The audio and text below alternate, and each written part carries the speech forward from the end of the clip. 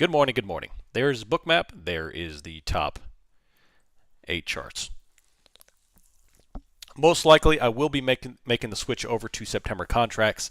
It does appear that the liquidity on Bookmap is more robust than the liquidity on ES.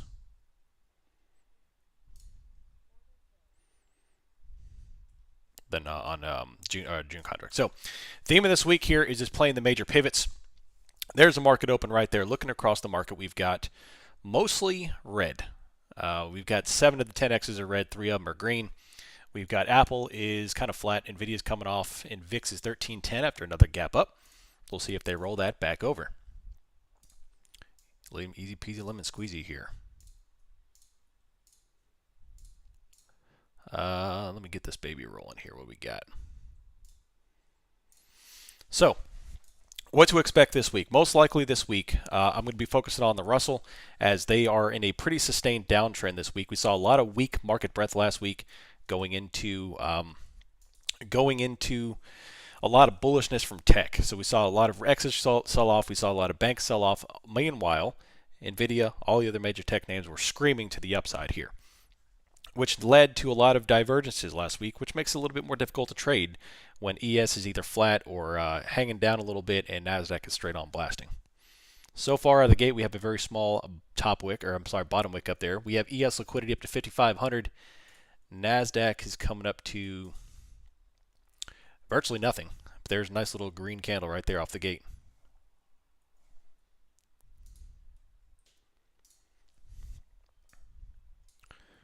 So,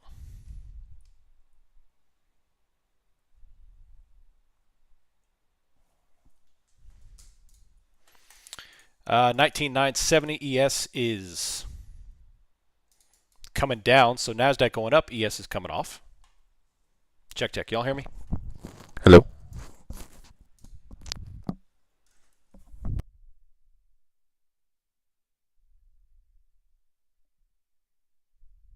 All right, y'all got me. Sweet. 19,925 is liquidity downside. No iceberg. CVD is about flat. Let's go take a look at June to make sure. The June does have liquidity up to 5,450. Large red candles on ES coming off. Another top wick on NASDAQ. And we'll see if they're going to take this baby down.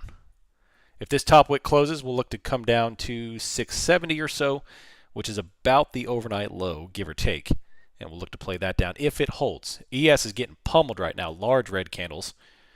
NASDAQ still holding on green, of course. Same stuff as last week. My spidey senses are tingling. Yeah. Yeah. Apple blasting, of course. Nvidia's green. All doing their things. Doing their things.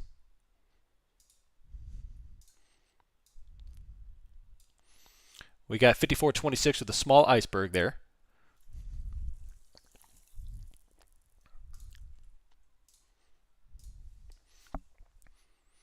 Just kind of get a good handle of what's going on here. Yeah, large red candles there. NASDAQ just rolled over just a touch. RTY is still coming off. Dow's getting plowed. ES is still down to 54.91, which took out the overnight low, and they're still in a heavy downtrend. Let's see if they can come on down here as well. There goes NASDAQ, and if once they take out 680, we'll go for 670 here. Not a lot of major price action, but regardless, there is a nice move down. Seeing if we could break through this and head on down to 674. Overall this week, though, I'm not quite as bullish. What am I in for entries today? We'll see. My whole theory this week is going to be a little bit of early bullishness with a possible entry for limited upside into midweek. And then Opex being on Friday, profit taking into Thursday night, Friday. However, I was expecting profit taking last week, and we never got it. So, who says that'll happen? We got a little bit of profit taking Thursday, but not nearly enough to claim the imbalance or any kind of major upside. So, who knows when that'll actually happen? Overall, I'm coming off of a lower performance week last week. There is a bottom wick on ES and still red on NASDAQ. So, a little bit, still two discrepancies there. So I'm going to be playing things a little bit closer this week and just kind of waiting out the consolidation, seeing if the IV pumps and seeing what to expect going into Friday's Opex, because Friday's Opex is significantly lower in terms of exposure.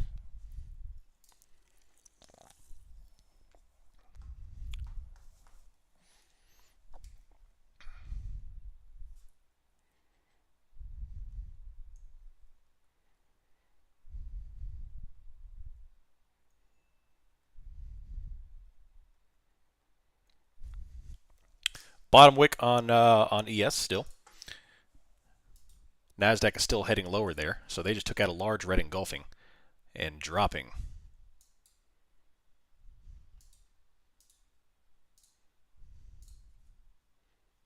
We'll see if ES can come off here too.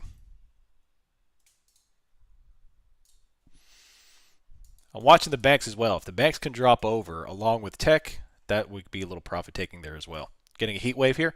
Yeah, there's a lot of heat going on this week, man, across the country. And apparently, England apparently has temperatures skyrocketing to 79 degrees Fahrenheit.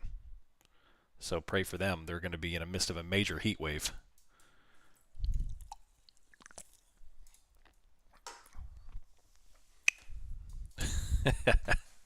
Yeah. 54.97.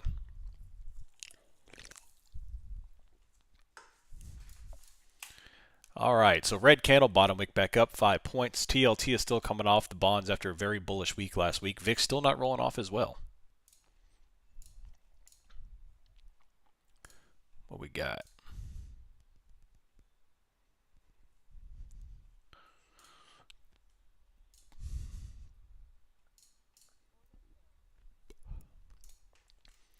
Let's see. Bottom wick 54.96. Let's see what the liquidity is rolling. They got liquidity up to 5,500, 54.90 with the strong CBD going green as well.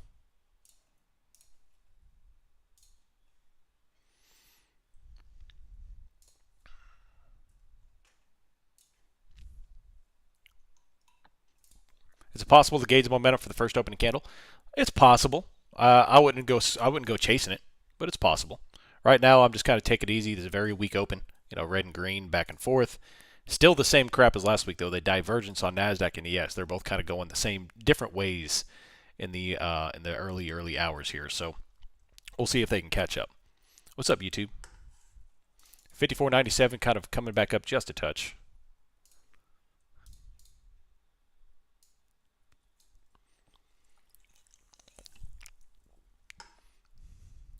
Bottom wick.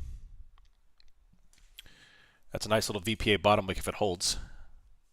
Right there on Nasdaq. Looking for 135 today on Nvidia. Reasonable, reasonable.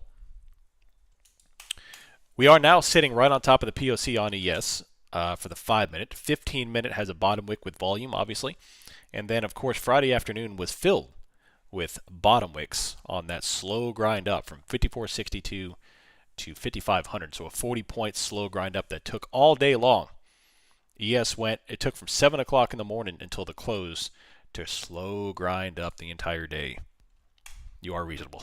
I know you are. Get that gabagoo.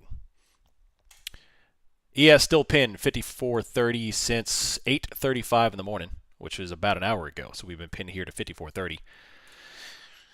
Nasdaq is their same relative pin at 16,690, and we'll see if we can get away from that.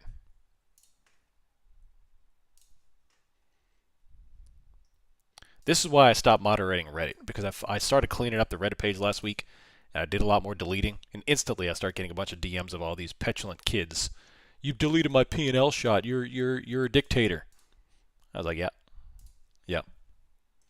I don't want to see your mediocre positions that you're going to jump up and down and yell, look at me. I will be a dictator. I will jump on that sword for y'all to create a community. It's ridiculous. That's right. 10 hut. 54, 59, 85. Kim Jong OM. Kim Jong Om. I love it. I'm going to change my name from that henceforward. Kim Jong Om. I love it. I love it. Stop deleting my YOLO plays. Oh my gosh, y'all are crazy. Y'all are crazy.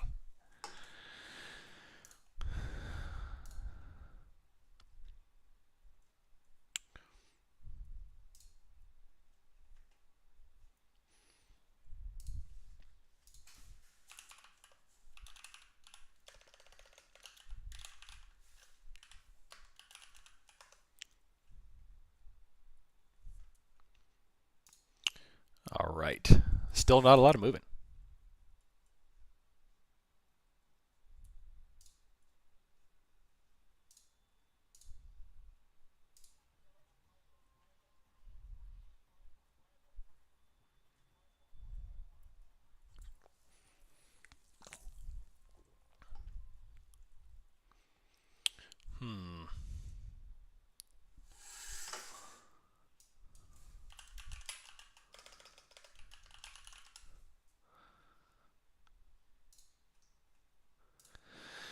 All right, 54.94. Looking through here. So overall, here we have liquidity down at 54.90, and I don't really know where we're going to go in this week. Maybe a grind fest, maybe a consolidation fest to kind of just pin everything into the at least the holiday. 54.91 is just a new low that we put in after overnight. Still kind of a very, very tight, very, very slow downtrend since about Euro Open, give or take. And we're kind of just gently trickling down here, lower.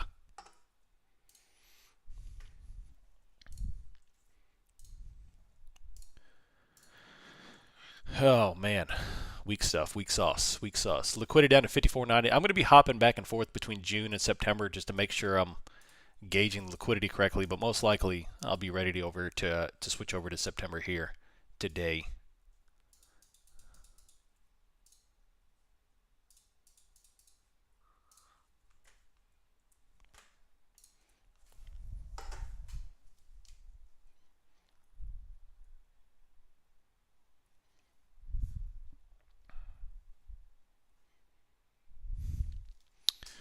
NVIDIA is going green as well. I'm going to go over and take a look at the options data. I know it's early. Pretty low-key day. What'd y'all do this weekend? Anybody do anything fun? 5,400 is current GEX on SPX, which is about 27 points down. Mod your car. Nice. What kind of car you got? Bottom wick on ES.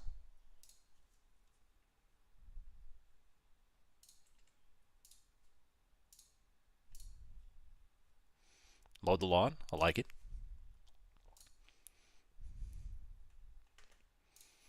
Went fishing. Watched my Panthers get decimated. Nice. What'd you fish for? Kayaking. Beautiful stuff. I like it. Enjoying some Euro football. Nice. Football. 54.97, man. What a week open. New Glock 17. I love the 17. Beautiful. I love the 17. It's a great frame. Great competition frame, too, when you get the long variation, 17L. Small iceberg forming at 54.97. Overall bottom wicks across the board on the 15. 60-minute has a pretty aggressive bottom wicks and top wicks overall pin. We've been here since Wednesday right here. If you look on the daily chart, there's really nothing to say on NASDAQ except up, up, and away. On ES, it's a lot of wiki price action to pin right about 5,500. If you go look at the daily chart on ES, we've got Doji, bottom wick, and then today's Doji all centered right around 54.97, 5,500 on ES. So very pindy at price action the past 3 days. With news coming out, Russian nuclear warships in Cuban waters, 100 miles off the U.S., does news like that have effect on the market? Until something changes, no, that won't affect the markets. Now, if somebody starts slinging missiles, yeah, that'll probably affect the markets. Large red candles on NASDAQ. Larger red candles on NASDAQ, sorry. I don't want to be, whatchamacallit. There goes NVIDIA. Large red candles on NVIDIA. That should bring the NASDAQ lower right here. How's your mother?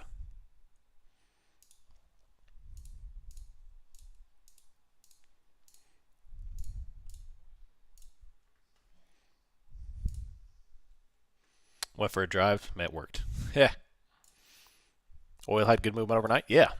Yeah. Oil's they've been rocking and rolling the past few days, putting on some nice little movement without all over the place. Obviously they expanded their range down into 72.12, and now they're kind of heading back to 80. But they've been putting on some good movement. Definitely. Gold, silver, all as well, doing their thing.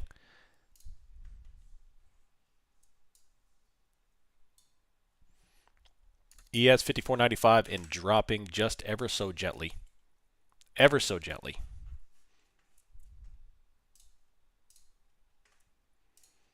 I'm going to watch the U.S. Open. I saw snippets of it. I didn't get to watch it, but I saw the highlights.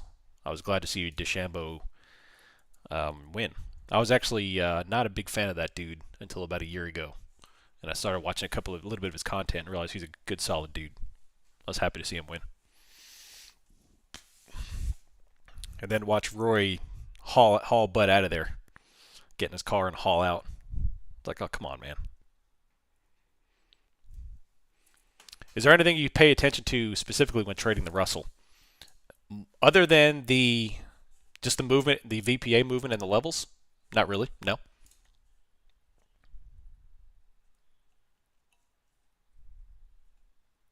Cool to win on Father's Day. Yeah, definitely. Definitely.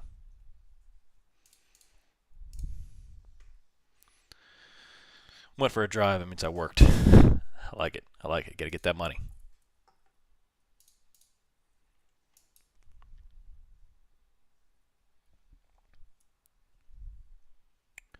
All right.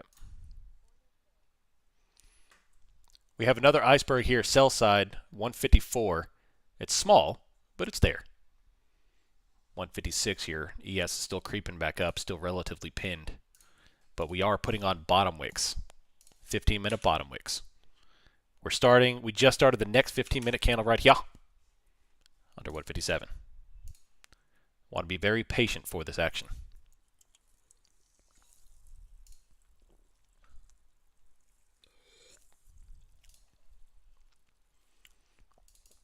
NVIDIA wants lower. Apple's dropping. The Dow's headed up. Russell's headed up. NVIDIA is dropping. Microsoft is dropping. TLT is dropping.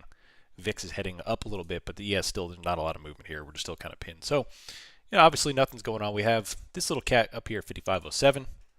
Another top wick. Another top wick. Let's see what we can do. Oh, yeah. Just want to get something going on here. I would welcome a pretty aggressive move up early week so I could put me on a call credit spread for the week. What chart is in the right corner?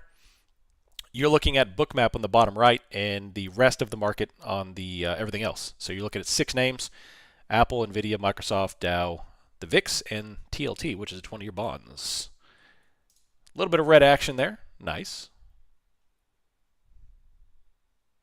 Seeing if we could break lower.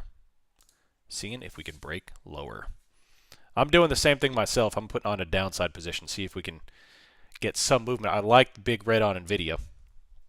Maybe we can get a couple of points out of this. That's a very large red on NVIDIA, in fact. They just smoke that hammer candle on down, but obviously with this price action, we need to see confidence. How often would you check the GEX? How frequently doesn't change? I check it about once every 30 minutes or so, just because it's quick to check. But it changes dynamically, especially the 0DT GEX changes dynamically. Now, the weekly GEX and stuff, it doesn't really change that often unless we have a significantly large move. I'll wait for the next section to change it, but the 0DT GEX fluctuates frequently. So, here comes red coming down. Nice little move. Very large red on the Nasdaq with Nasdaq coming off. Still very, very limited expectations until we get under 90. That's the thing here. If we do breach 90, I'll clap up and down and post P&L shots on Reddit. Other than that, I'm just going to kind of chill here and see if we can just get a little bit of profit going until 54.90 after that smoke show right there.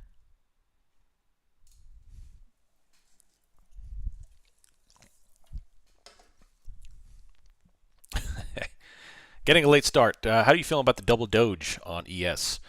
Yeah, we do have double. We have a doji, and then on ES, the second one is more of a hammer kind of. It's kind of like a blend between a hammer candle and a doji.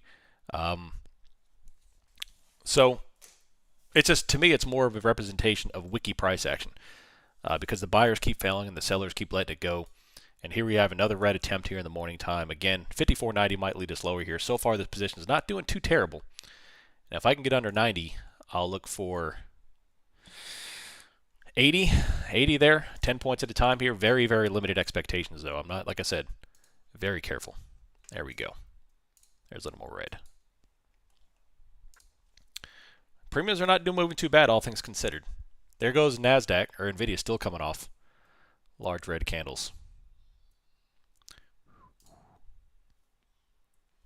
So, 54.90, we got this right here. 54.90. I'm going to go take a look at Nasdaq. What are they doing? Nasdaq's got nothing on the books. Nothing. So this green candle on NASDAQ here on the 5-minute, watch that one. They're trying to top wick it, but they're still building back up. Overall, they need to fail that candle to kind of have any anticipation to go lower. NVIDIA is still getting blasted. Now here comes Apple getting blasted. And Microsoft is trying to get blasted here. If NASDAQ give this out, oh man, let's come over here. What do we got? Overall, we're looking for about 880, 19,880 if this candle fails, or if the overall move heads lower. So, but yeah, if we hammer and we get some VPA signals, definitely. BTD. BTD. That's the other side of the coin. 19,920, NASDAQ. Very slow price action.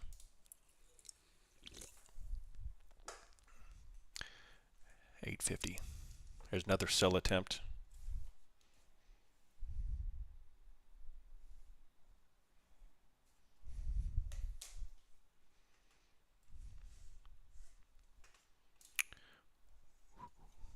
There goes NVIDIA, just hammered back down, inverse hammer, and rolled back lower so the buyers could not hold that green. The Dow's exploding at the moment. Microsoft is heading lower. We've got Meta is getting smoked as well. They're down 1.4%. Google sold over, but they're holding their own.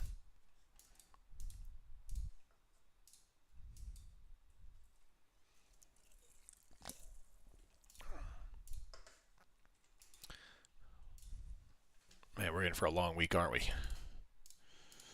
We are in for a long week. Another iceberg. There's a little bit rollover, just a touch. Just kind of just be careful. And NVIDIA is still getting smoked, so I'd expect NASDAQ to continue down a little bit.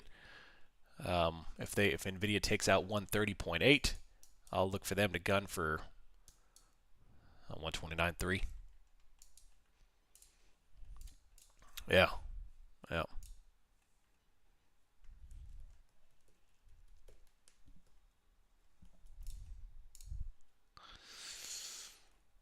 Oh, man.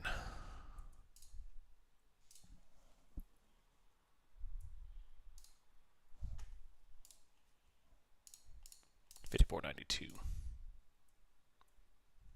Still holding 650. NVIDIA always look perfectly laddered. A lot of the stocks like that look laddered like that. I typically don't pay too close attention to stocks. I do look at them from time to time, but typically because they don't tell me all that much. It's typically pretty balanced.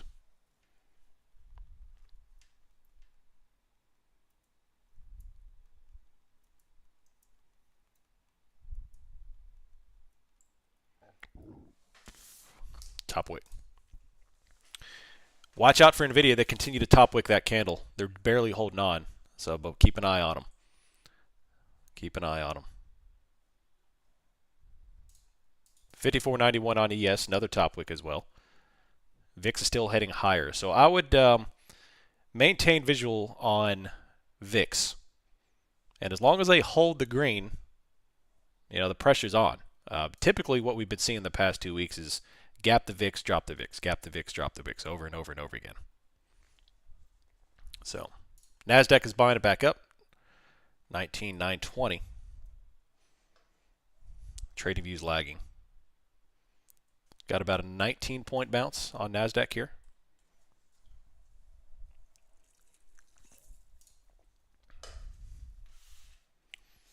Let's see DXY here. DXY.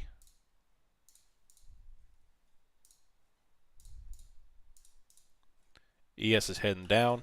Dow's coming, or Russell's coming, NASDAQ's coming back up. Already, that's a major green engulfing candle. They're about to take out the entirety of that red, and same thing as last week, baby. Buy the dip. Buy the dip. No sell-off yet. NASDAQ and ES still are yet to fill the imbalance from CPI. Very large candles here. Coming back up.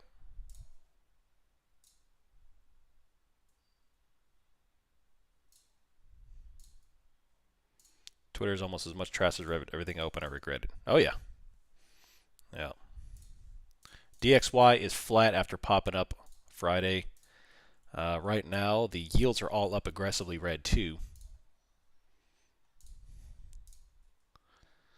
ES is still heading down 54.91. Is now another divergence between NASDAQ and ES here. So I'm still going to hold my short position on ES.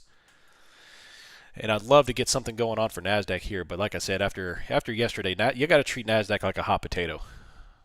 I think Russell's a better trade. ES is a lot more active as well in terms of sentiment. But NASDAQ's a hot potato. You got to jump in, jump out, jump in, jump out, because that thing wicks all over the place.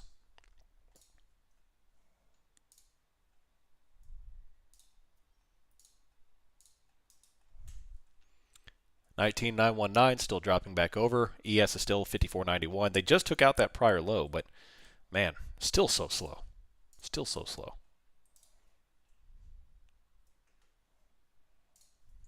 What can we do? Another red engulfing to engulf the green. So it's an engulfing of an engulfing of an engulfing. How many times can we say engulfing?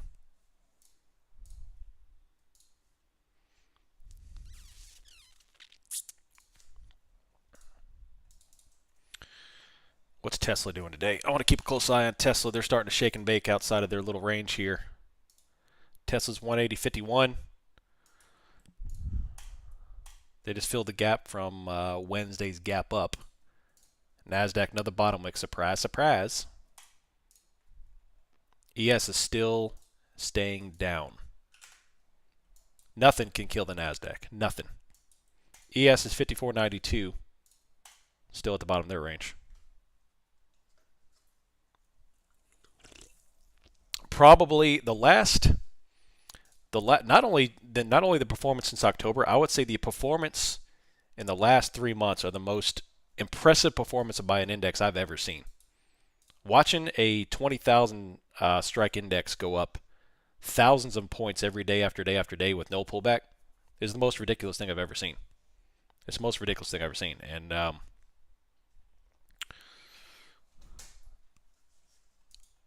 in this environment, it's interesting to see where it's going to lead.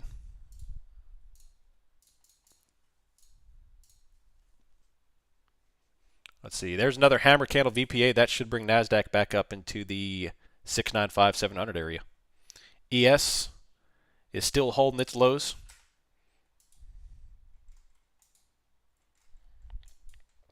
But a small green up there as well. They're up 2 points off their lows, 3 points off their lows.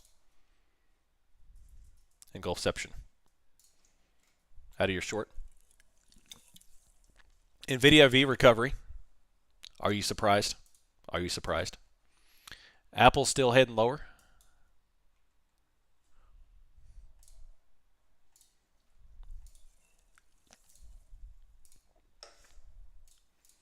$54.97.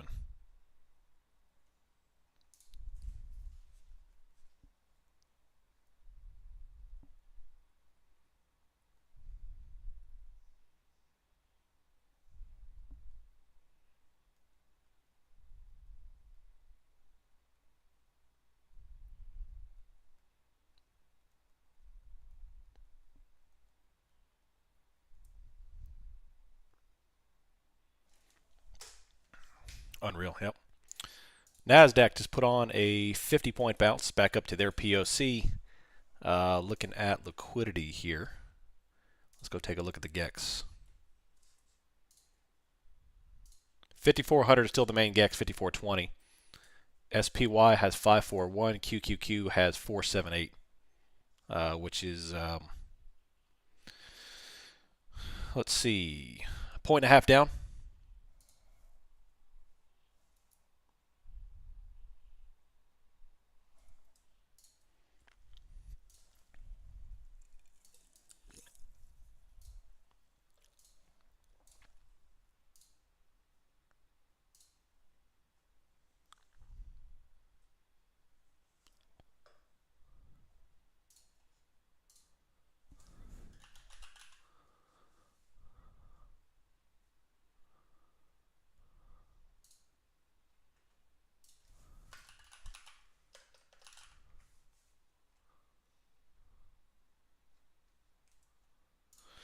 Can we talk about Apple? I tried to understand how I was wrong for selling, but I don't see how this new Apple Intelligence get monetized. What am I missing? I guess I should stick with my apartment REITs since I understand the business better. Oh, you definitely want to invest in stuff you understand. Absolutely. But right now, we are in a tech-wide euphoria. everything is absolutely blasting. I mean, I've never seen Apple move two candles like that. And do you think it really is about valuation of AI? Absolutely not. It's just pure market media right now because they know what's coming. Think about long term. The market has got to price in. The market's very efficient, and we know that the more technologically advanced we get, the more efficient the market's going to be. And there's a reason why all these major tech names are blasting off into oblivion, and it's not because of market values. It's because they know what's coming, and they're going to squeeze out every valuation that they can until the party stops, until the music stops, and who's going to be left without a chair.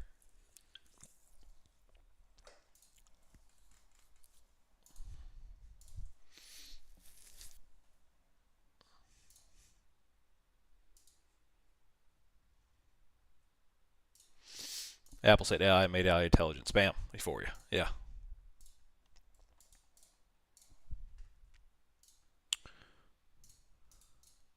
Trust Warren. There you go.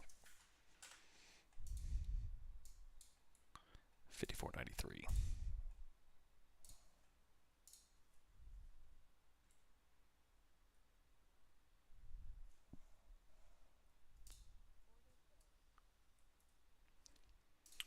Let's see, what do we got? Let's take a look at oil. Oil's still hanging out at new highs. The Dow back to flat.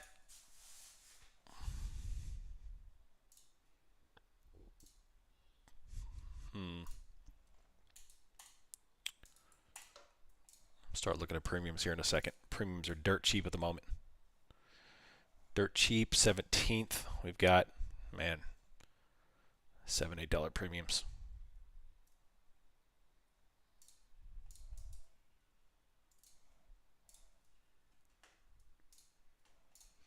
Yeah, the Russell or the Dow is not looking good. All the small caps are a very weak market breadth at the moment.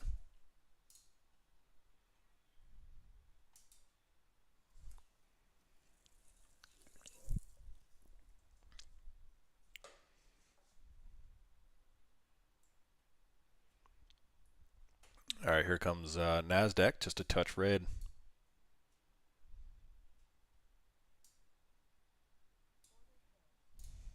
And bottom weight.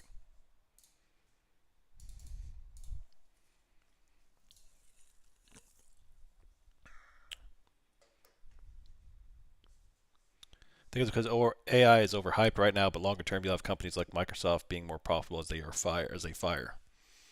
97 employees will print pure cash. Yeah. One daily gap fill on SPY. Yeah, who knows?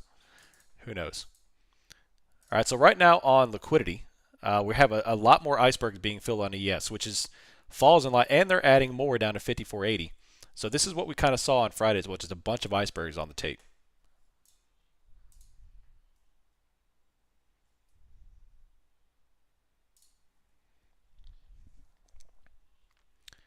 Let's go take a look at June's. I do think it's ready to go. Yeah, so I'm going to go ahead and switch over to June. I'm going to delete. I'm September. I'm going to delete June. There's nothing on there anymore, so I'm going to take that off. Unsubscribe.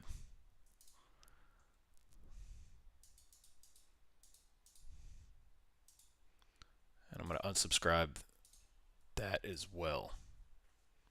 I'm going to put NASDAQ over here.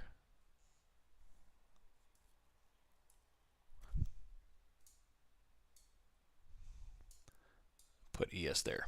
Yeah. Done with June.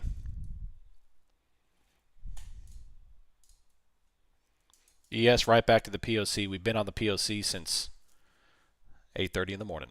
Bottom wick galore, baby. Bottom wicks galore.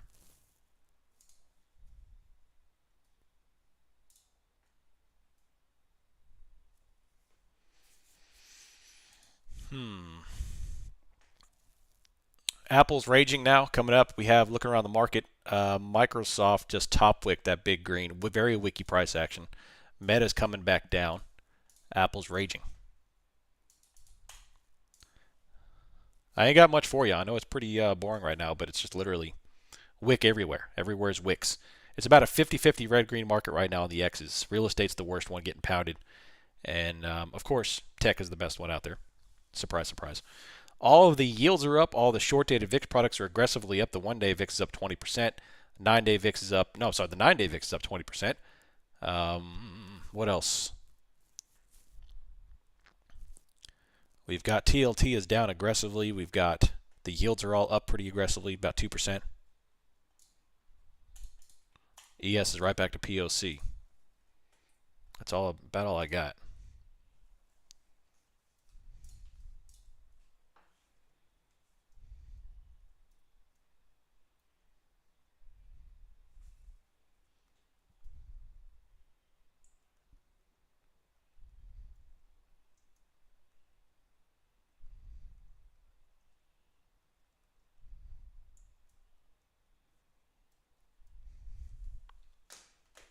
$54.97.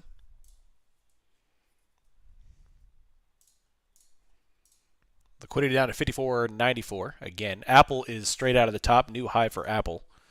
And that is a new all-time, nope, not yet, sorry. Still had a ways to go, but that is a very large engulfing green candle. Nvidia is still going down. Microsoft is still hanging out 442.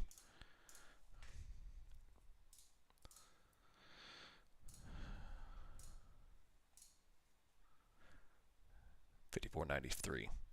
Market needs a pullback, but the pullback can be done without going down. We could spin here for a few days before going higher in Opex, just as valid as dropping 40 points. Yeah. So in terms of what he's saying is the option chain positioning is that right now we have deep in the money positions going into Friday. If you go look at all the exposure for Opex, they're deep in the money positions. All the exposure is much lower for Friday. Now that doesn't necessarily mean we drop. That just means simply that the dealers are going to have to start rolling off positions and dealing with all that exposure on the books. It could mean we drop. It could mean we pin. One of the two here. But after such an onslaught of activity the past couple of weeks, deep in the money positions for this quarter. Is Nvidia going down yet? I have a July 125 put. They've got a little bit of a top wick forming here, but let's see, 125 would put us back down. That's a realistic target if we did drop 125. That's not a bad position. But you better. The last pullback went from 116. The last pullback was about 10 points. So 10 points from here would pull us about 121 if it follows suit. A whole bunch of icebergs are coming on the tape on ES here, which I like to see. That means activity.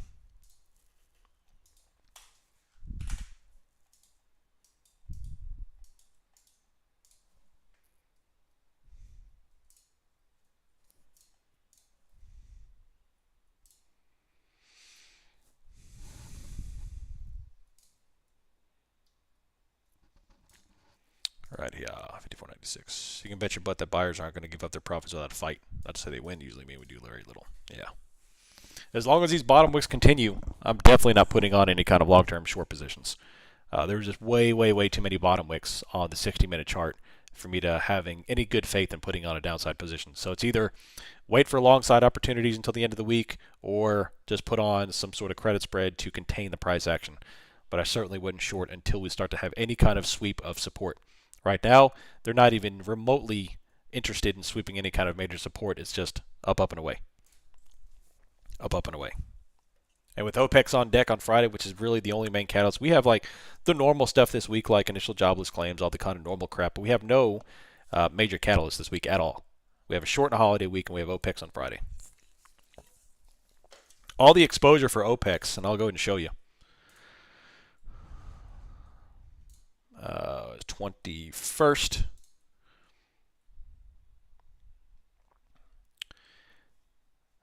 Initiates at 5400 and goes all the way down into the like 5330 area on SPX. And for SPY, it's even worse.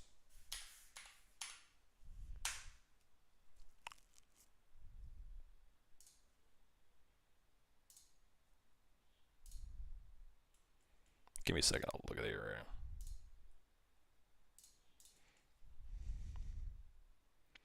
$535 down to $530 on SPY, which is 7 to 10 points down.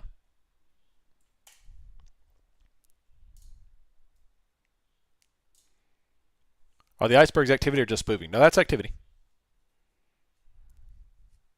Mag 7 or 30% of the market. I think this heads towards. I thought it was more than that.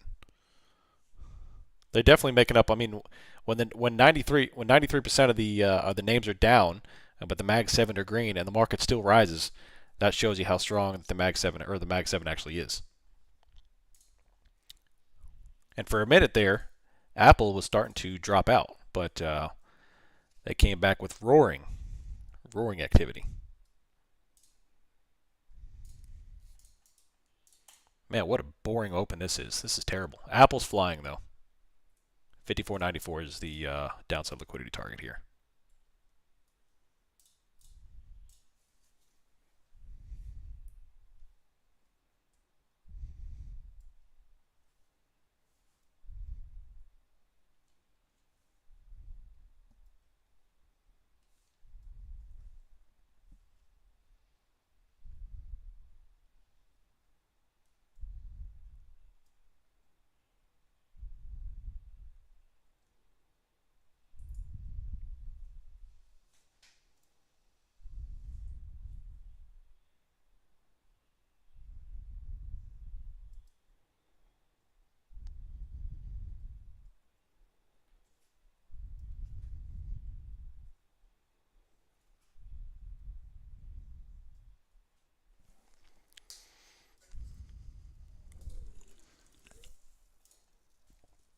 That was the best quarterly open in March. Yep. Yep. 5,500. Oh, don't want to do that. Let me accidentally send an alert. Don't want to do that there.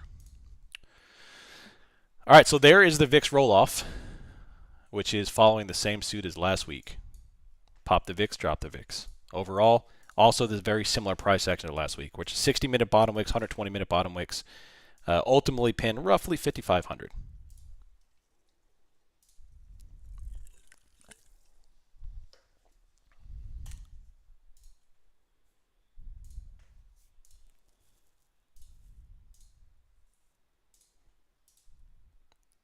$54.95.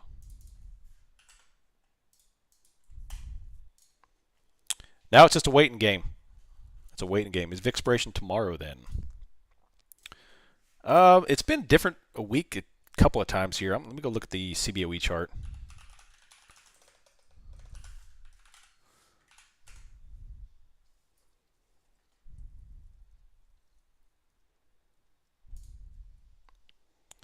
$6.17 here.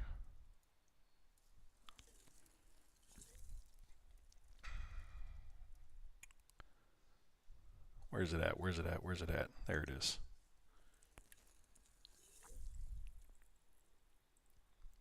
Nope, that's June.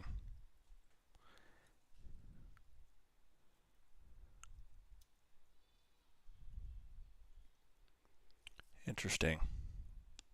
That's weird.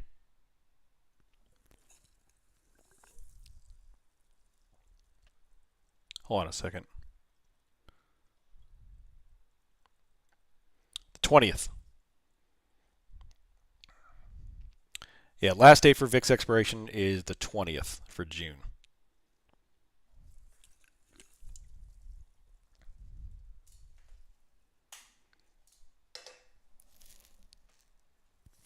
It keeps spoofing Bookmap, hard to gauge anything. Yeah, right now they've got this big cat on here, 54.94. They filled, I mean, a whole bunch of icebergs. Look at that, 600, 200, 200, I mean, 1, 2, 3, 4, 5, 6. Ultimately, though, the VPA says, we have another bottom wick, we have another top wick forming at the moment, but I mean, just very tight price action. We're in an 8-point range on ES. Nasdaq is a little bit more bullish. They're coming up to 980, and it looks like they're likely to attack 2011.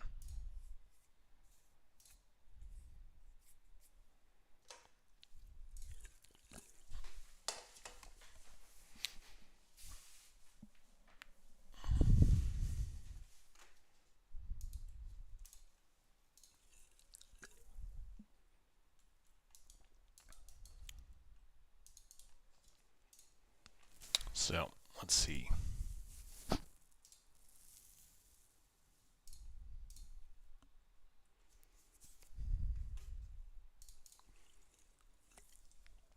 Keep watching for icebergs to build, though. Ultimately, though, yes, there are a number of icebergs, but they're smaller in nature. If I could start to see one big one here, we'll start to get some good opportunity for a movement. Other than that, man, I think this is what we're in for this week.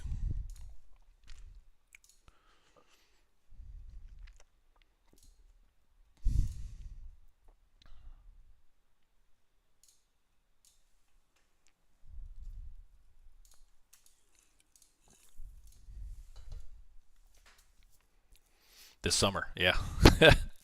Hopefully not, but you're probably right.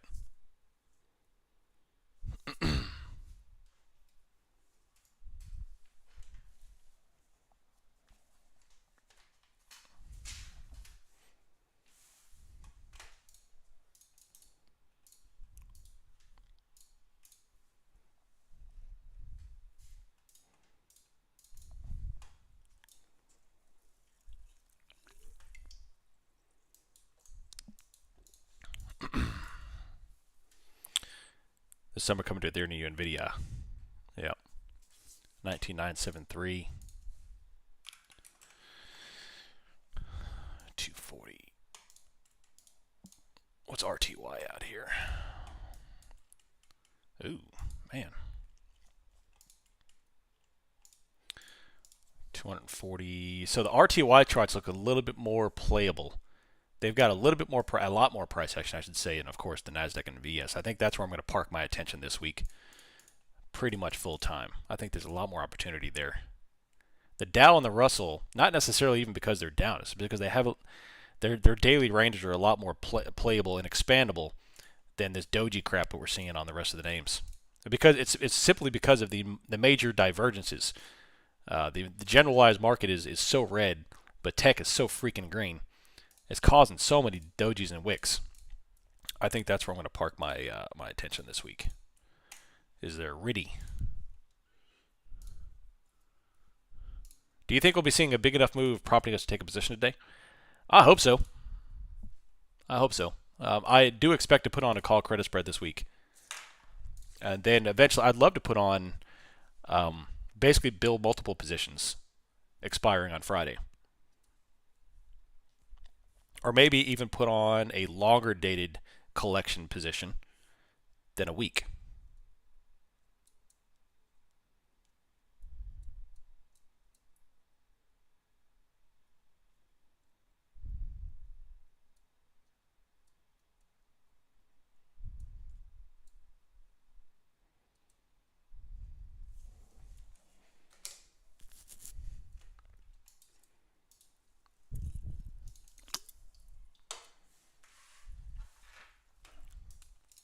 $55.01, still heading higher.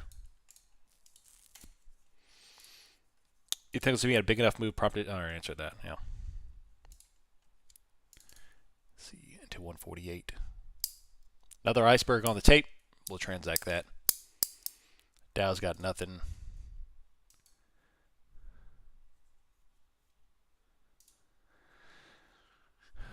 Liquidity up and down.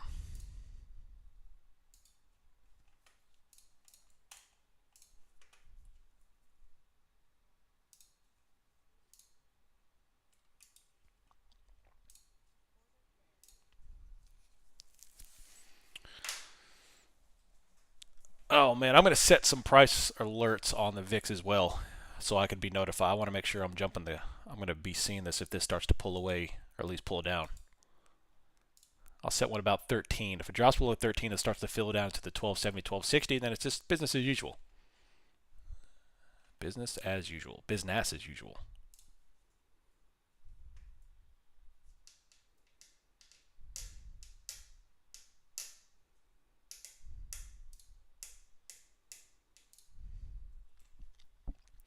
$78. The bee's knees, baby. The bee's knees. 19,970.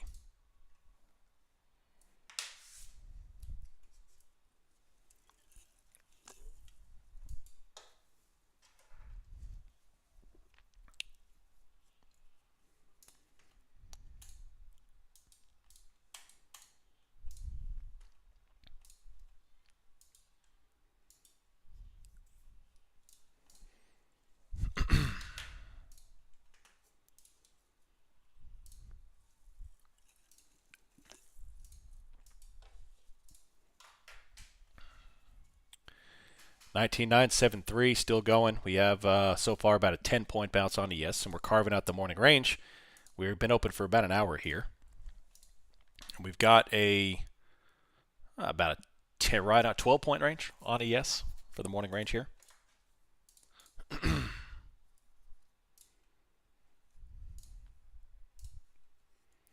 NASDAQ is 19,972 here. They do have a small top wick. ES has a very small top wick.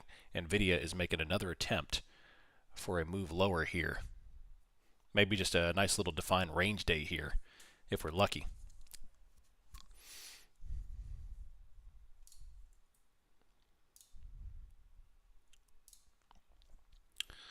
Let's see, July Opex is 19th.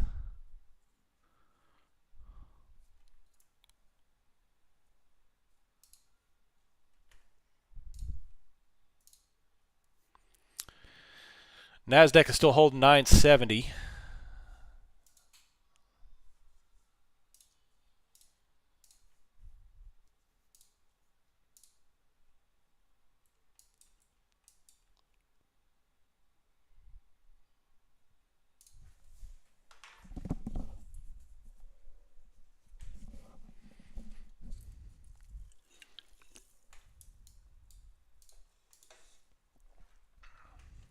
Looks like I'm going to call it a day with only a very small trade in Apple, not risking my current monthly profits. I love it, Damien. Keep your position size small, buddy. Remember, you've 2x your monthly profits, so keep things small. Enjoy your profits. There's a nice little red. And bottom wick, 5,500. Got about a 20-point little top wick on NASDAQ, but it's already bottom wicking back up. Russell is still heading lower here. Nicely. And they've got a double bottom at 1996. Also a great year. If my memory serves me right, that was the Braves-Yankees series, where Yankees spanked it. Spanked it. That was a great year. Could be mistaken, though. I'll have to go look up my stats. 1996. First time I've been profitable in 3 months in a row. Love it, Damien. So keep it up. For not being a sports guy, you know that stuff. I used to be a sports guy. But when I was younger, I was a big-time sports guy.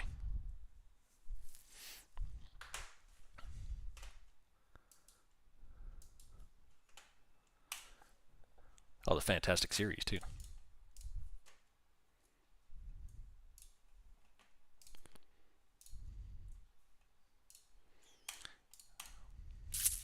NASDAQ bottom wick. ES is bottom wicking as well. NVIDIA just double bottom wicked off of 131. Heck, do I just need to take call on NVIDIA? What are they doing here? Let me go take a look at their chart. Whew, up and up away, man. There's a pretty obvious trend line on NVIDIA right now if you've identified it. It goes back to last week. It was 96? Good, good. I like it.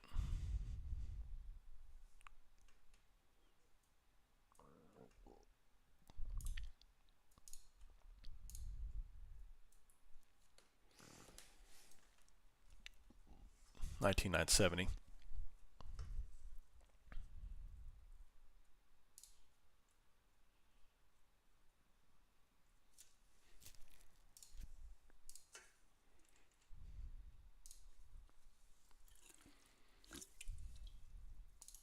Y'all want an interesting video to watch while the market's a little boring? There's a good TED Talk.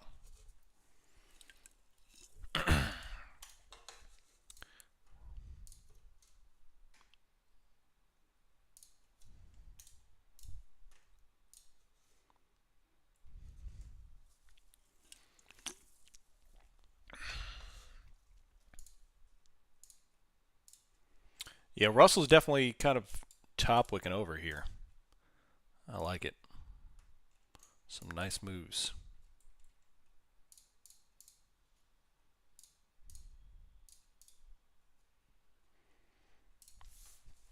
Another top wick, which should lead him down to the next target.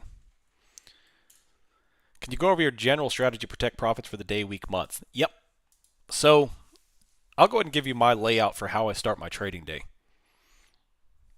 So as I'm starting my trading day, I do not go into my normal position sizing on my first trades. I get a feel for the market because some days I'm in a bad mood, some days I can't read the market, some days I'm in a great mood, and some days I can sling it.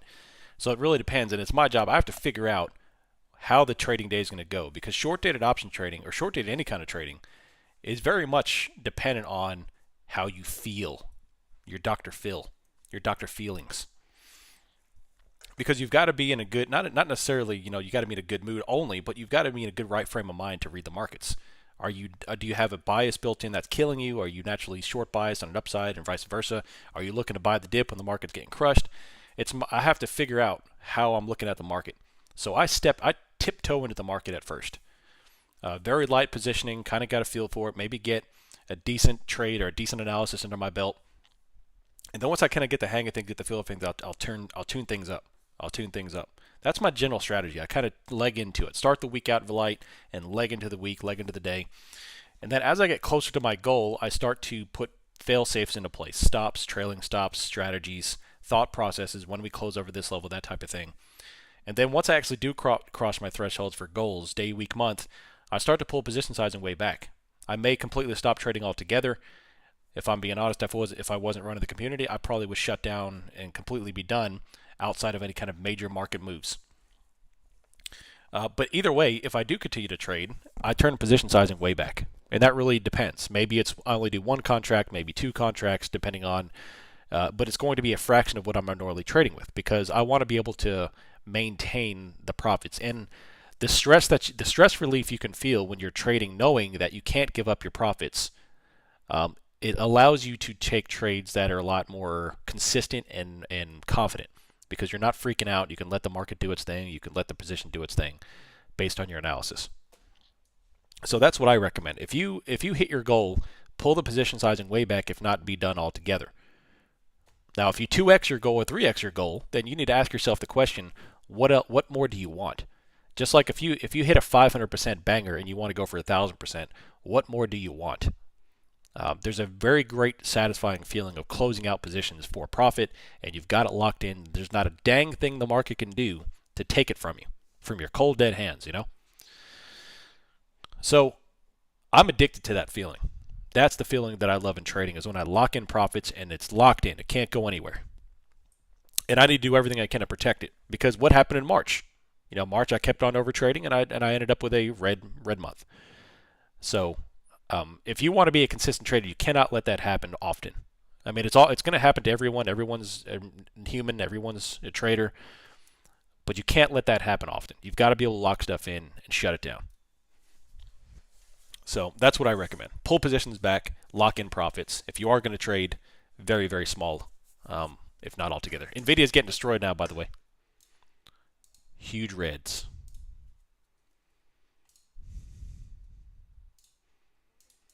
Coming back over.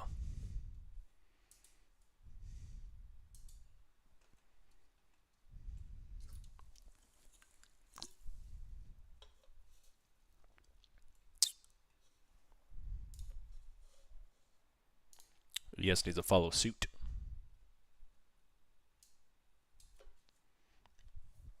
Red action coming over. NVIDIA's really getting liquidated now.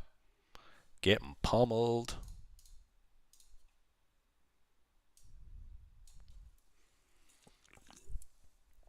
Gotta love it. Dow exploded. Yeah, Russell's falling. NVIDIA's getting smoked. Apple's still going higher. A big discrepancy between Apple and NASDAQ here. But ES is coming down nicely.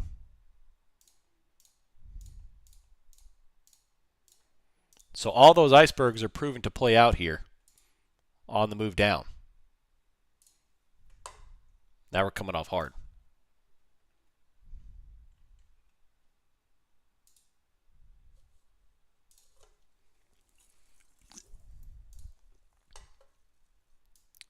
Gold's exploding. Beautiful.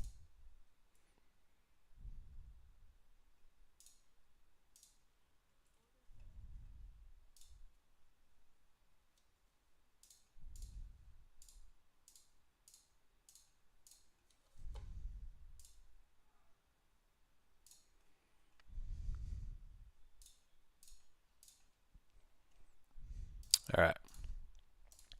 Beautiful move by NASDAQ, right on back down. Another wick. Any trailing stop guidelines? To me, I set all my trailing stops based on the market structure. So I try my best not to put my trailing stops based on profit. The only time that really changes is the deeper into profit I go, the more I trade off my P&L because I want to lock in that profit. But the beginning foundation of your trade, the first 15 minutes of a scalp of a day trade, That's what you have to survive. And you can't trade off your P&L with that. You've got to be able to trade off market structure and base your trade. You've got to let the market defend your trade itself. So, if the market starts to bounce and go higher, I've got to be able to roll up my trailing stops and to allow the market to breathe and top wick and do its thing while still trending upwards. And then if it breaks that market structure is when I stop out. So it really depends on the market. Now, in terms of definition, I'm always trying to define at least a 2-to-1, 3-to-1 type risk reward. 2-to-1 is what I'd like to go for. If I get 3-to-1, hey, it's that's Reddit post worthy. Just kidding.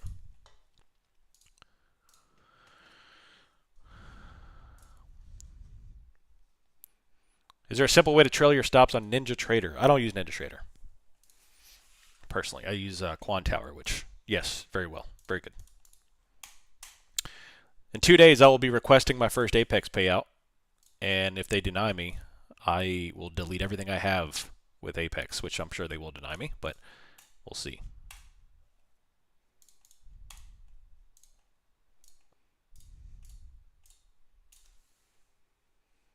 I only trade NASDAQ. Do you think I should be tracking XLK? Yes.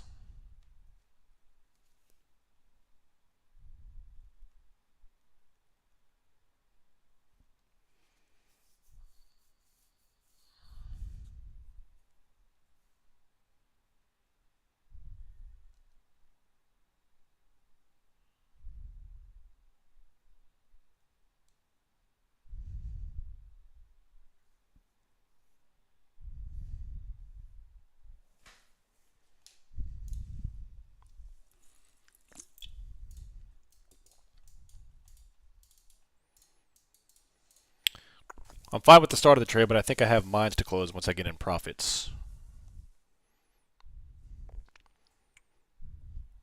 I'm not sure what you mean. Started by bar getting stopped out too quick. Oh, yeah. Well, it also depends what you're trading. If you're trading NASDAQ, you've got to let that thing go out. You got to let it breathe. Like NASDAQ wicks 20, 30 points at a time, which if you're trading NASDAQ, 30 points is $600 for one contract. I mean, that's a big move. So that's why if you're going to trade NASDAQ, you got to wear big boy pants. You know, if you can't handle the heat, get out of the kitchen. That type of thing. So if you're getting stopped out too quick, you either need to expand your stops or you need to trade something other than NASDAQ or something that you can handle. But everything needs to be beyond liquidity. And it really depends on you. So if you've got a long on and you see the market is bottom wicking at the exact same price, you don't want to set the stop at that price. You want to set that stop way beyond that price because when the market comes down and wicks that price out, it's going to sweep the stops.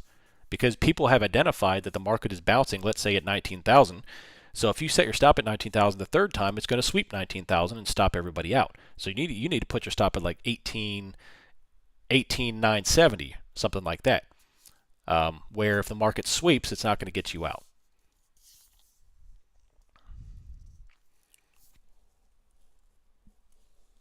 Yeah, I'm not trading, Dan. I tried I tried trading this morning for moderate profit or a mediocre profit. So oh hey, it's mediocre. I should post on Reddit. But now I'm just sipping on my polar cranberry lime seltzer water and talking to you fine people.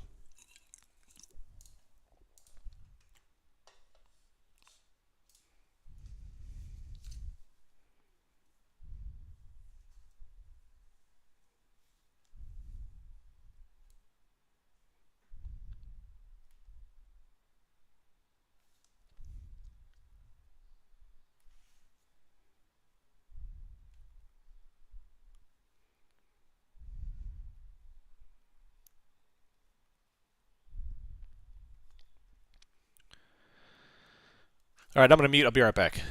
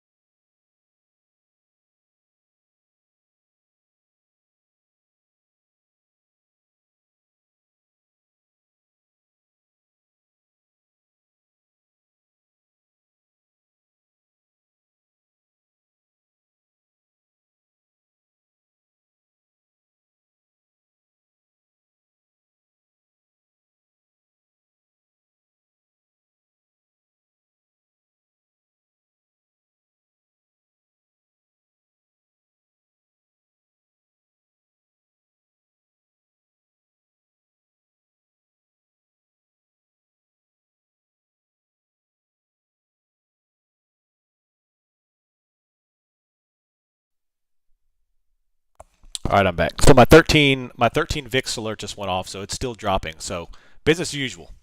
Pop the VIX, drop the VIX, pop the VIX, drop the VIX. Drop the VIX, Popovich. When do we switch in September? Already have. Don't know if you said, but how was your Father's Day? Had a fantastic Father's Day. Fantastic Father's Day. Thanks for asking. Spent a lot of time with the family, the kids. We went to the farm early, and then first in the middle hours of the day, we were inside just playing, having fun. And then the last half of the day, we went swimming, so we avoided the heat of the day. It's good stuff. Although I did get a call from my excavator guy. He said they didn't do the driveway right because my normal guy couldn't do the driveway because he was busy. So I used another company, and they didn't do it right. They didn't dig ditches, and they didn't get the topsoil off the driveway. So I have to have them come back out and do my driveway. So that's not fun, but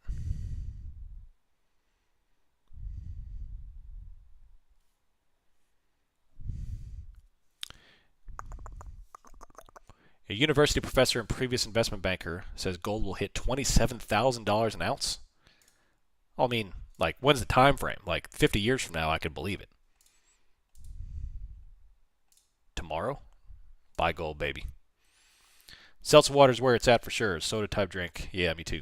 I get whatever's on sale at Publix, which I'm going to I'm going to move away from Publix, man. We went grocery shopping this weekend. I got barely anything. It was $197 for barely anything. I was like, man, this is nuts. And even half of the stuff was BOGO, and I still spent $197. It's crazy, dude. Aldi's all the way. Aldi's all the way. Most of the time we're at Aldi's, but I went to Publix because I couldn't get to Aldi's. God, it's terrible. Literally, most of the stuff I got was BOGO. It was still $197. It's crazy. How far are you set back from the road? The driveway is 690 feet, 687, 690 feet.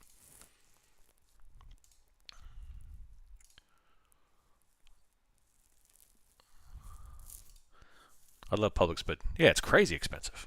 Crazy expensive.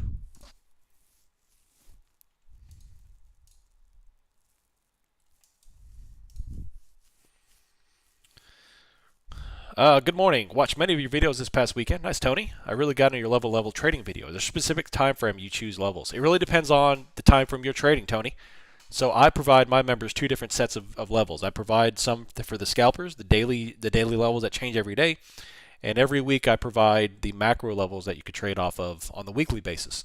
It really depends how far you want to look back. The longer term trade you want to hold, the further you got to look back to take in the data.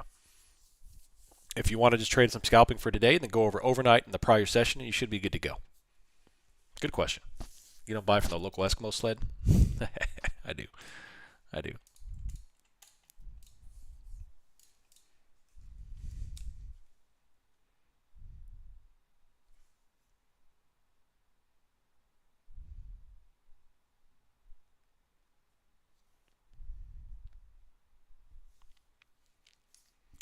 Wasn't one of those things where someone posts a pic of a bunch of ribeyes and junk food and says, "No, no." But even I don't buy any meat from Publix whatsoever.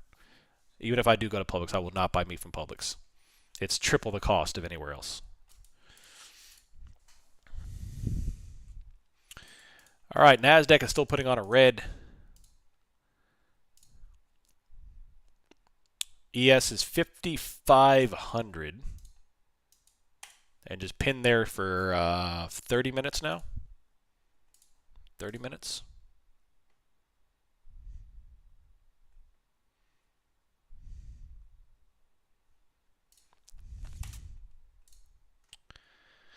Russell's coming off here too.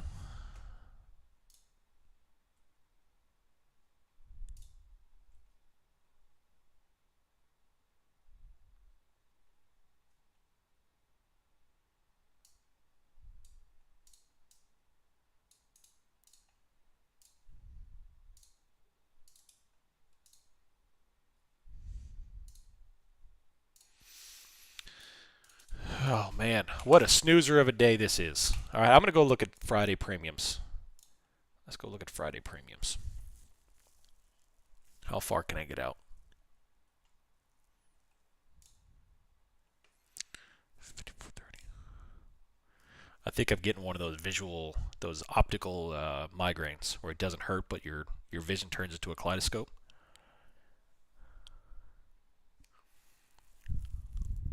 I think I am. Might take some ibuprofen. 5480, which is 50 points higher. Man, premiums are getting tight. Maybe 5500. No, I can't even get 5500. Yeah, I'm gonna have to go take some ibuprofen. That's mushrooms. Every strike below 54.25 I see is stacked with puts. Yeah. Yeah. Look at the open interest on them. You talking about for Friday's expiration?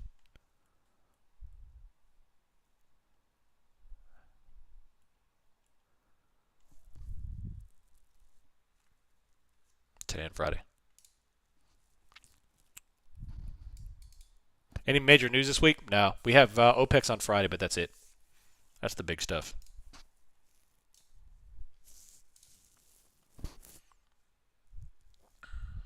Yeah, I'll be right back. I'm going to go get some ibuprofen.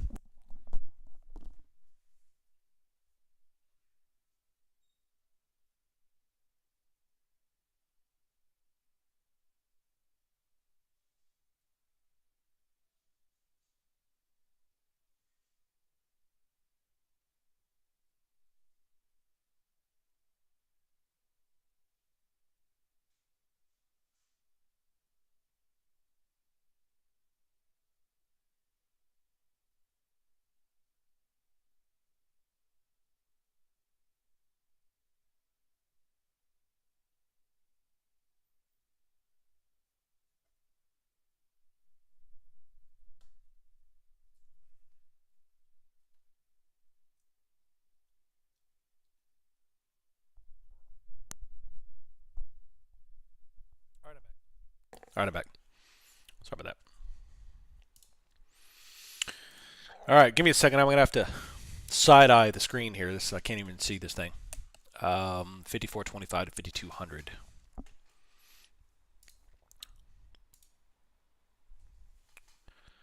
When my son went to the Sphere to see Grateful Dead 3, just watching the videos made me sick. Oh, man. Yeah, so I'm looking at the option chain here as well. And on Friday's expiration, I mean, all the way down to 53.25, there's a whole bunch of puts, way more than the calls. Let's go look on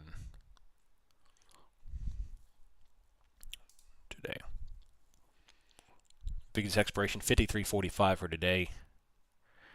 God, this is annoying. We have a lot of 54.75 today. Bid size, no, I don't like that.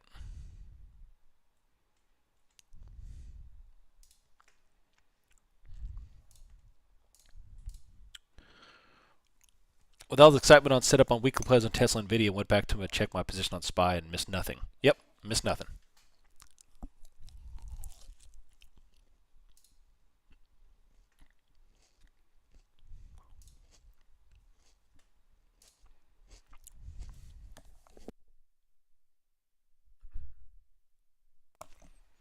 All right.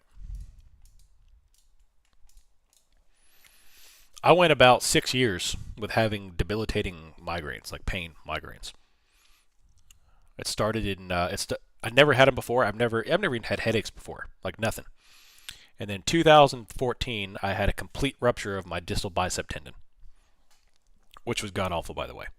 And then during the surgery, they gave me, or after the surgery, they gave me some sort of, I forget what, Percocet, I think it was, pain medication. And then when I came off the Percocets, which I only took for like 3 days, once I came off those, I started getting migraines. Never had them before in my life. And I was like, what is this pain in my face? Like, this is awful. Turns out they were migraines, and they were debilitating. Like, I couldn't even, like, I had to lay down. It was terrible, which I'm not someone who does that stuff. And for 6 years, about every 3 months, I would just get a random migraine out of nowhere. And then finally, 2020, 2021, I was in Vail, Colorado, and I got my last one. Like, I had one, and that was the last time I ever got one. So, and I haven't had one since. Maybe it's just like the Percocet getting out of my body. I don't know. Terrible. But I'll never take that crap ever again. More icebergs coming on the tape, 5,500.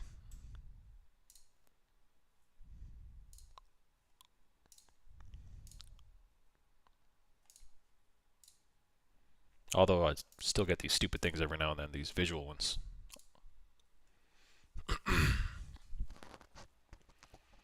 Can you repeat that about puts? Yeah, so if you're looking on the option chain here, all the way down through Friday, there's a substantial amount of put volume going to the upper 5300s, mid 5300s, maybe even down to the 5200s.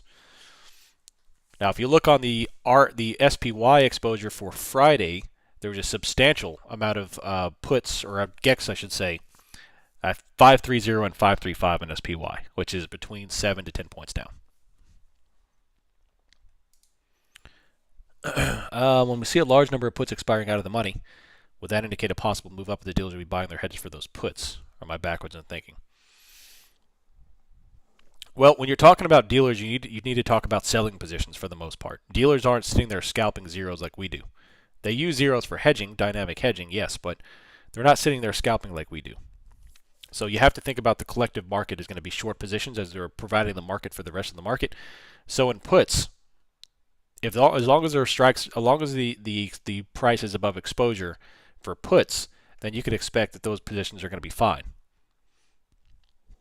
Now that's, you don't want to necessarily think for, linear in terms of that stuff because it's dynamic and it's aggressive.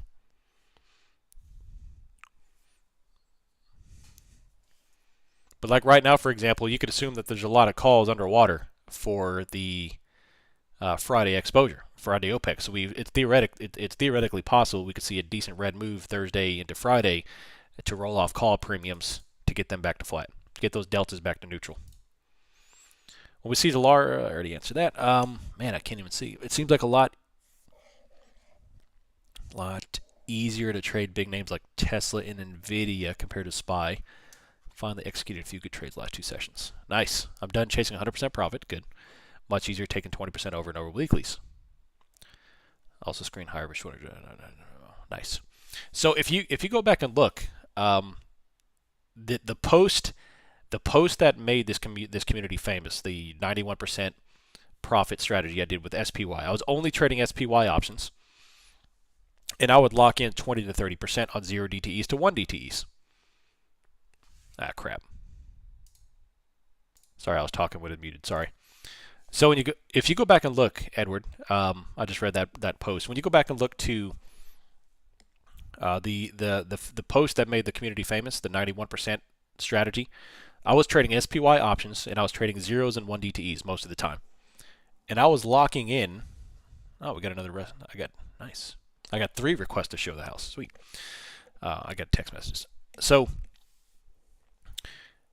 I was locking in 20 to 30% profit. Now, if I happen to catch a runner and nail 150% or 100%, great. That's awesome. But with 0 DTEs, if you can lock in 20 to 30%, you can actually start using zeros for a good amount of upside consistency on your P&L. I can't even read. But you have to respect the 0 DTEs. That's the thing. And people don't respect the 0 DTEs, which is why I don't recommend them for the vast majority of traders. So short-dated options, you've got to, you see profit, you take profit. If you happen to catch a great entry in a runner, set stops, and what happened? If you can catch a 500% or so, be it.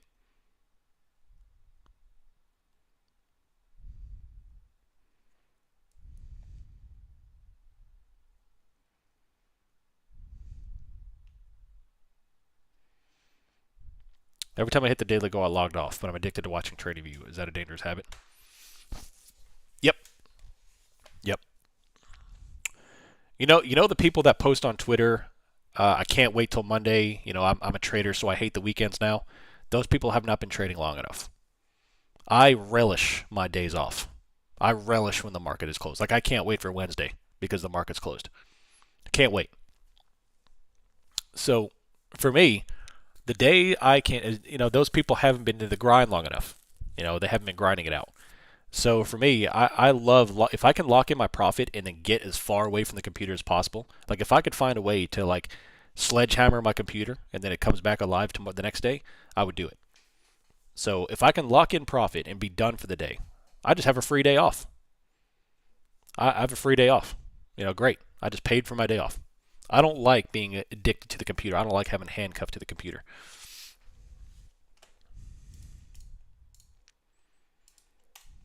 Slowly understanding you? Yeah, absolutely, man. It's not fun being chained to the computer. I did it. That's why I got out of the market in 2019 because I was done with it. Like I hated being addicted to chained to the computer because it's tracking 50, 60 names. It's an all day job every day. I have a collection of autoimmune deficiencies. I kind of get those migraines since. No, it's no joke. Definitely. Where's Disciple? He left the community last week. Yeah. Didn't say a word, just left. So some people do that. It's okay. I started feeling terrible looking at the screen all day and we get headaches, so I started taking periodic breaks. Yeah, you got to, man. You got to take breaks.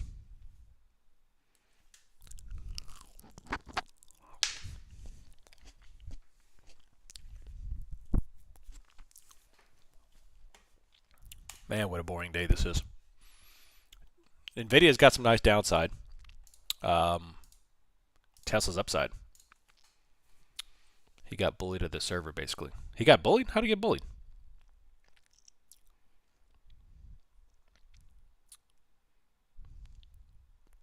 Yeah, if he got bullied, I need to know about that.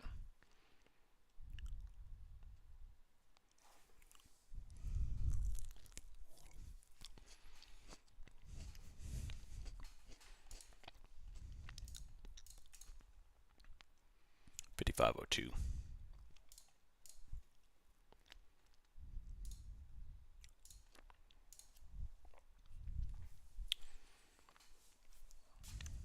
$5,500.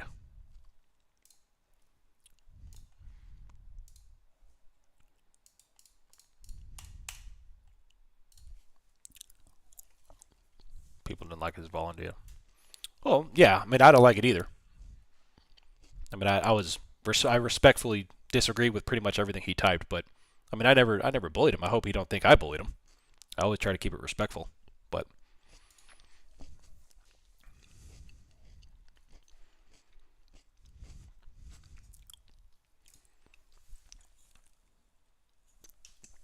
$55.02. Kim Jong Un, yeah, Kim Jong Un.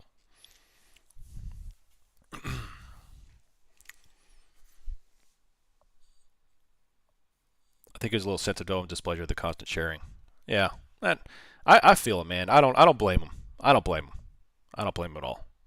No harm. I have no ill will towards the guy whatsoever. I think it's hard for me sitting on this side when I've seen that type of data lead a lot of people astray, and I just can't allow it, man.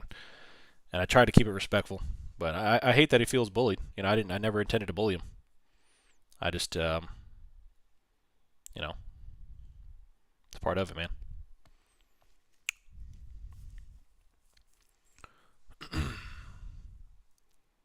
Oh, I feel you. I feel you. I appreciate you letting me know though.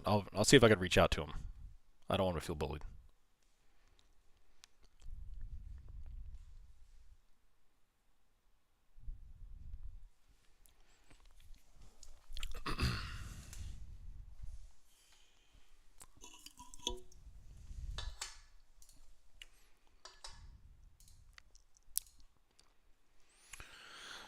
All right, well, there goes Nasdaq 19,970.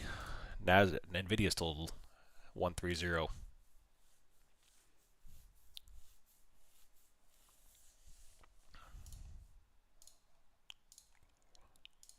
Ooh, top wick. That's a multiple top wick on ES right there. That was an aggressive top wick too. I mean, it's only 3 points, but it was aggressive.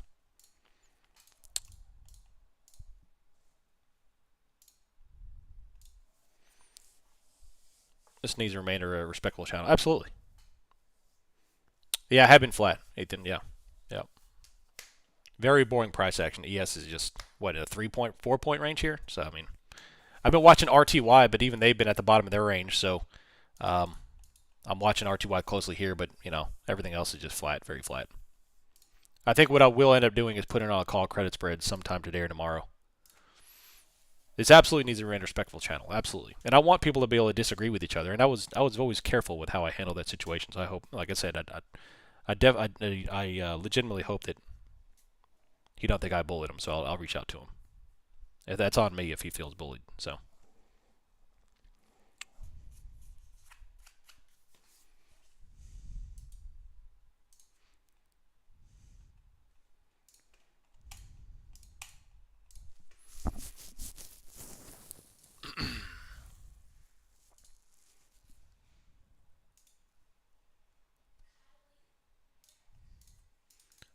$3.95.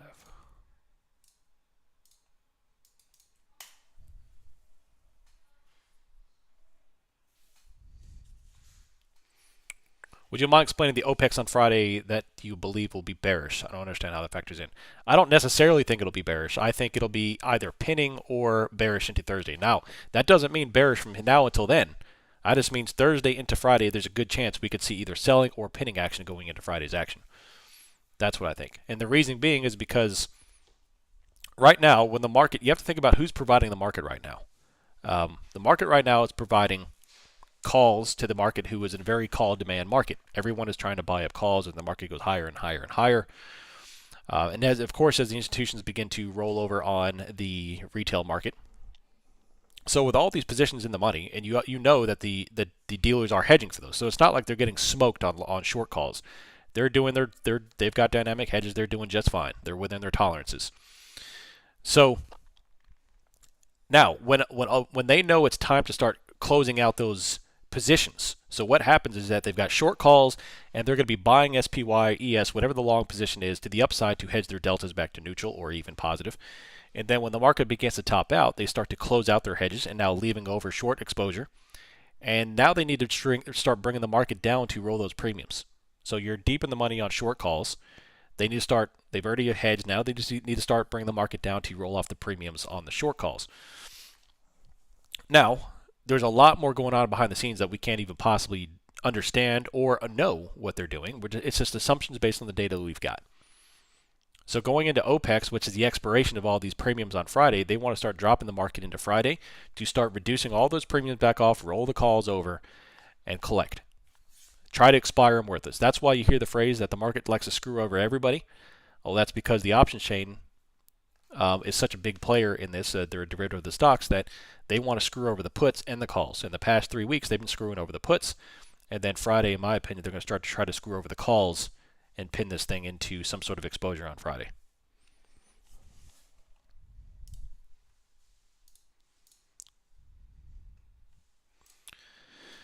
I was hard on him a few times, but junior traders are getting inaccurate information on how the market functions. To not correct would be a disservice to him. Yeah. I agree. Would you say the dud of an FOMC event we had could be a part of the reason this boring price action? Well, it's kind of one of those questions, what came first, the chicken or the egg? What did FOMC cause this, or did the market environment cause it FOMC? In my opinion, if you want my humble opinion and thinking about this over the past couple of days, I think the market is now at the end of the cycle. So just like you remember at the end of the hike cycle, what happened to the FOMCs and CPIs? They both started to become non-events. They were very, very muted events. And then we went through a period of muted events, and then the rate pause cycle began to go into it, and now the speculation on when the cut happens, and then CPI and FOMC started becoming juicy again. And non-farm payroll had like a 100-point day, stuff like that. Now we're reaching the end of the pause cycle, and we're transitioning into the cut cycle, which I think that's why the events are now becoming non-events again. That's what I think will happen. And then going into September, I think once we initiate the cut cycle, we'll have a very aggressive moves as they start to price in the forward efficiency of the markets into December, January, February, March, that type of thing. And then once we're kind of in the swings of cuts, I think those will go away and we'll never talk about FOMCs for at least the next 10 to 15 years. That's my humble opinion.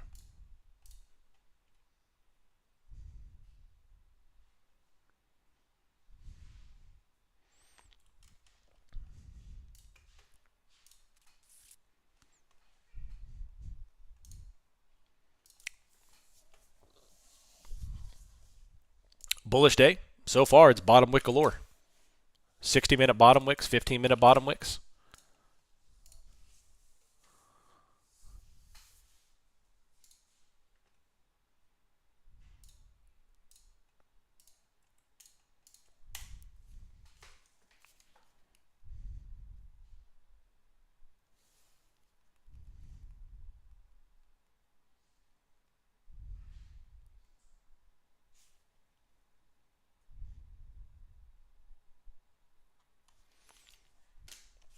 What time is it?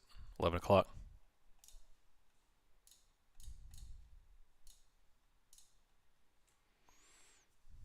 I have 5 screens. 2 of them are 50-inch TV screens, and I sit or stand pretty far from them, and I still get everything easy enough. That's why I got them for the eyes. Nice. There you go.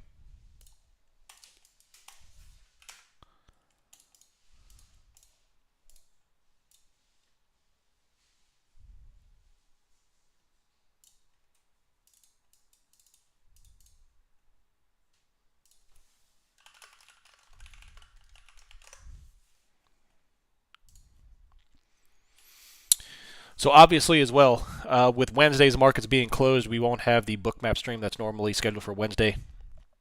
So yeah, no bookmap stream this week.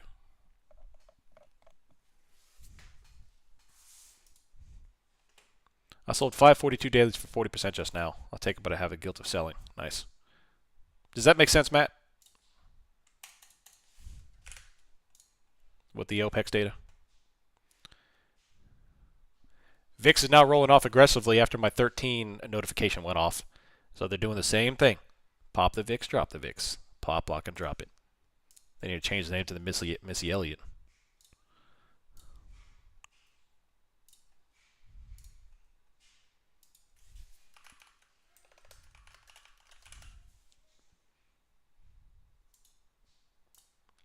I love that song. I feel like the market needs to be a slump when there's days off in the week.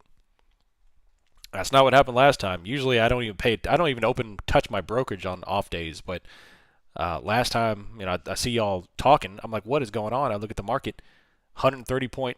I was at the farm that day with my phone, and I opened up my phone, and it's like a market's trending up 130 points. I was like, what the crap is going on? It's freaking Memorial Day. For scalping intraday, it's important to have a daily bias. If you're scalping, I still start my day off on the daily, and I want to see what's happening on the daily chart. So if we're still in a very strong upward trend, then you want to be in buy the dip mode, not necessarily shorting mode. If we're in the midst of a strong uptrend, and then you kind of tailor your scalping bias to what's going on in the daily.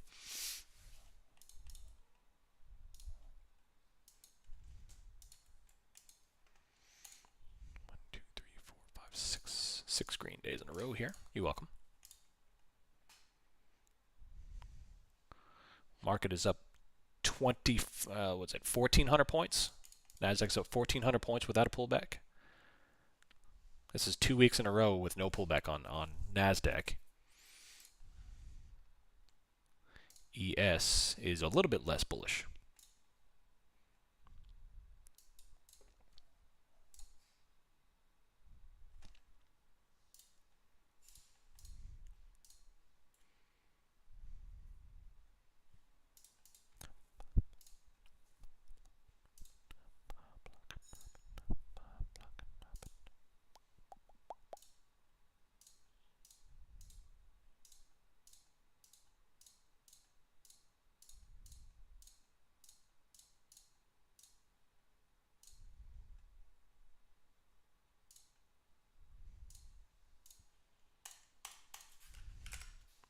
$20,000. There's Nasdaq going to 20,000.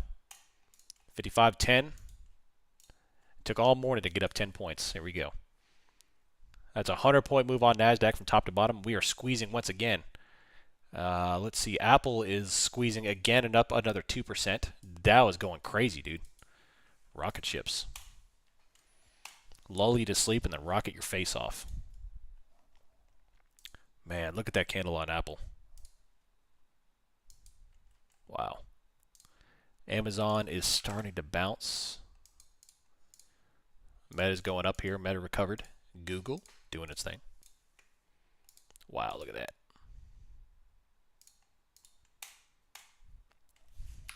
VPA bottom wicks all across the board. 15-minute bottom wick, bottom wick, bottom wick. Eventually leads to accumulation into higher prices for ES. Now gunning for 55.15. For Nasdaq, same thing. Bottom wick galore. Climbing higher.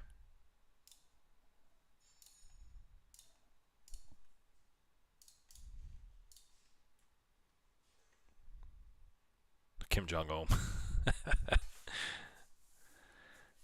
I spoke with one of my clients on the weekend who works in a manufacturing plant for a large company. He told me they've made a designated cry room where people can go cry if they have a bad day. Is that true? No way that's true. No way that's true.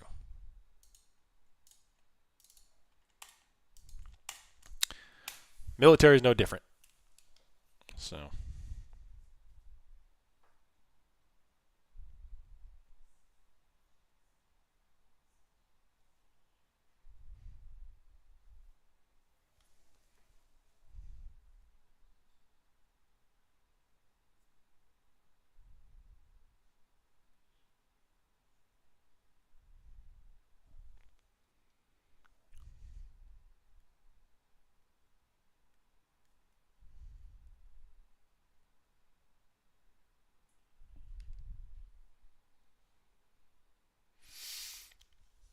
I never formally introduced myself. I'm Andrew Cruz from the YouTube streams. Oh, what's up, man? How you doing? I like the name. Your perspective on how the market works for over a decade experience why I chose to commit to a tier 1. So far, I'm loving everything the community has to offer, and I hope to contribute eventually. Thanks, Cruz. I went from consistently losing back in December to now consistently taking small profits on the day. Beautiful. I love it, man. I love it. That's great feedback. I appreciate that.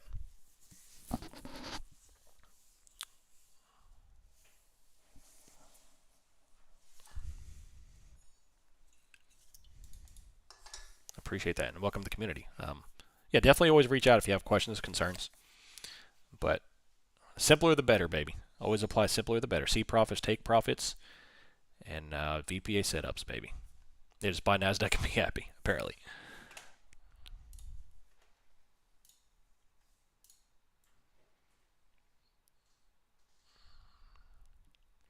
If you counter trading strategy, is it best to lay off when we're going towards big numbers like 20,000? Well, the 20,000 did prove to be a very minor rejection for Nasdaq, but we just blew right on through it. However, you have to remember on that's the weird thing about futures contracts is that futures contracts roll every 3 months. So, the 20,000 for September is not the same as 20,000 for June, which everyone was gunning for. So, for me, the stocks and stuff is going to provide a lot more 0-0 stuff than that. Like SPX is going to be positioned for options, SPY, all that kind of stuff. ES definitely still does it, absolutely.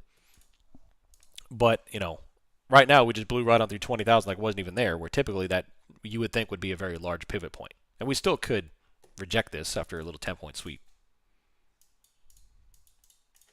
Yeah, I would expect them probably eventually to hit over 20,000. 20 minutes till Euro close.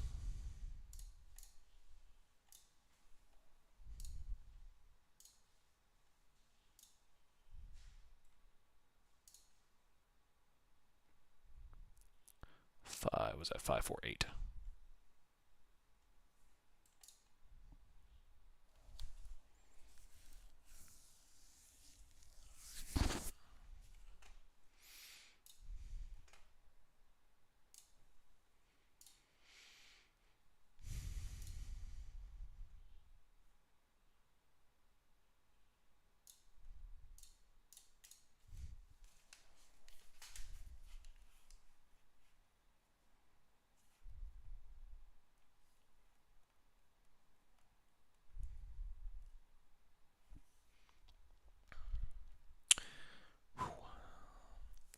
I can't see a dang thing, so you're gonna have to bear with me. It'll take me a minute to read this stuff until this medicine kicks in. 5506.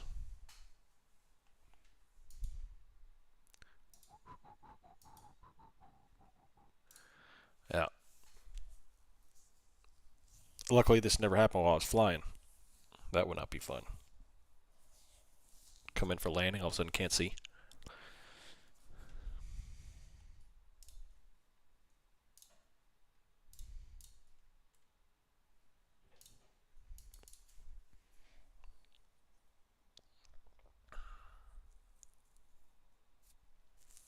I need to put it on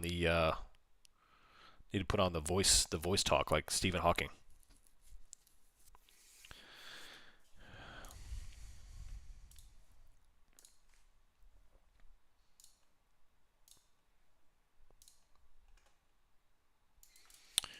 All right, top wick.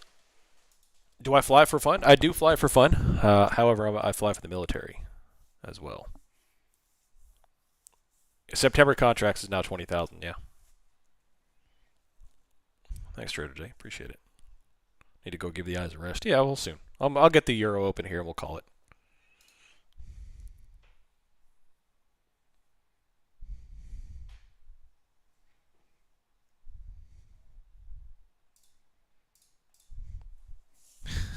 Run for fun. If I want to do a rolling black swan, Volmageddon put hedge, how far out, what delta would you recommend? I mean, do you mean a true black swan event? I mean, if you're talking about a true black swan, play aggressive. I'd do like a March to June expiration, and I would do, 38, 3900 SPX, maybe 4,000. If you're talking about a true black swan event, I would do anywhere between 15 to 20% drawdown in SPX. And if you catch a black swan, you're gonna make a killing, because those are nearly impossible to catch.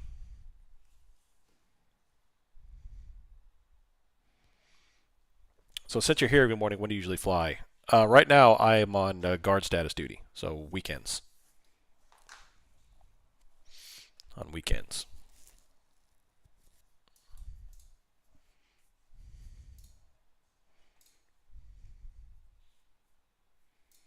I did it as long as I could, full time, but I had to make a choice between the community and flying full time. I couldn't do both. Like you have to maintain sleep hours and rest periods, and I wasn't sleeping, so I couldn't do both.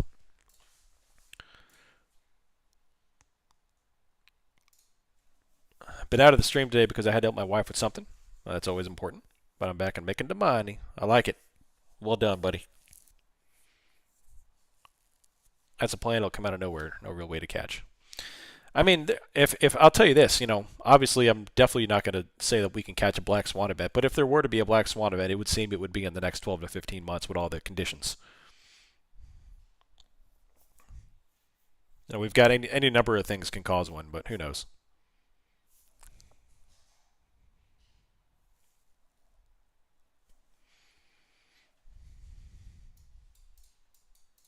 They roll in.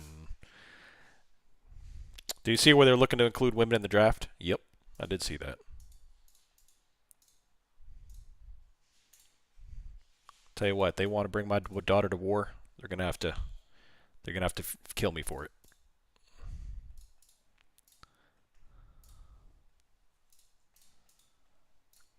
I heard some people on Twitter talking about the danger. I already answered that. Oh, no, I didn't. If they are too overpositioned with too much money and a small cap randomly collapses, you can get stuck in a position to lose 90% of your account. Yeah.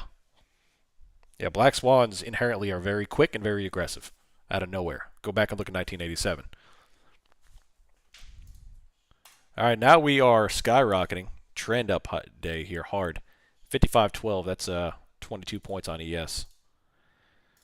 NASDAQ is up. Man, 110 points. Yeah, I'm definitely going to be putting on a position. It's not going to be quite that swanny, but I'm definitely putting on protection puts coming up in the next few weeks. And not even because I'm bearish, it's simply because it's smart. It's cheap cost, good protection. Man, look at this market. It's just going again. Maybe a gray swan event. Yeah.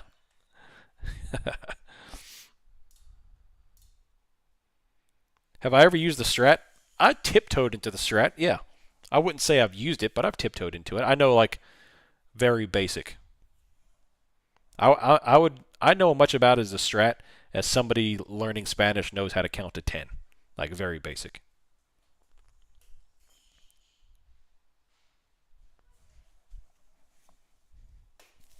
I know, like, the three major patterns. That's it.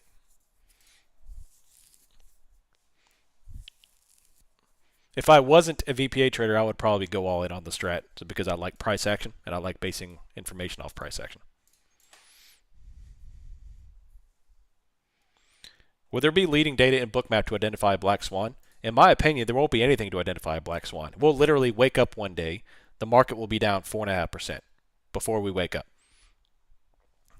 And then we'll wake up and then CBS News and MSNBC and finance and all this stuff, all the pundits will be screaming and hollering and holy crap and Apple's down 4%, blah blah blah, and then It'll trip some breakers. We'll go down 7%. It'll just go down. That's the way it'll work. And if you're not positioned for it, then you can only day trade it. Yeah. In my opinion, I wouldn't necessarily play for a black swan. Just put on protection. That's the whole point of protection, is that if that were to happen, you can have some protection. That's it.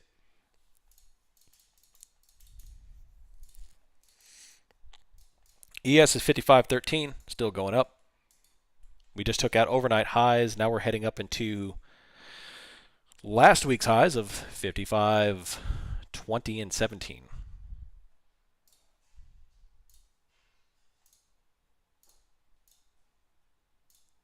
54.45 is current GEX, so the market brought right up onto the GEX.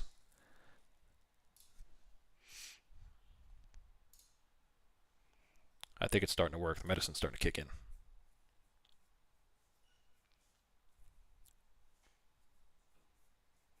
What about inner circle? Is that ICT? Is that what that is? Inner circle theory?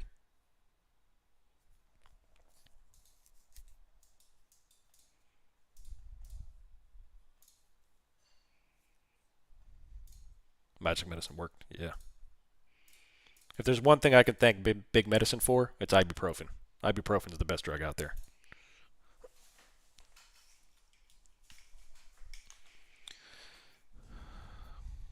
I saw someone put on a rolling VIX PDS ratio spread at a small position, but it seems like it'd be pretty good for a big account. Yeah. Until it doesn't. It's one of those things that works till it doesn't, but yeah, I agree.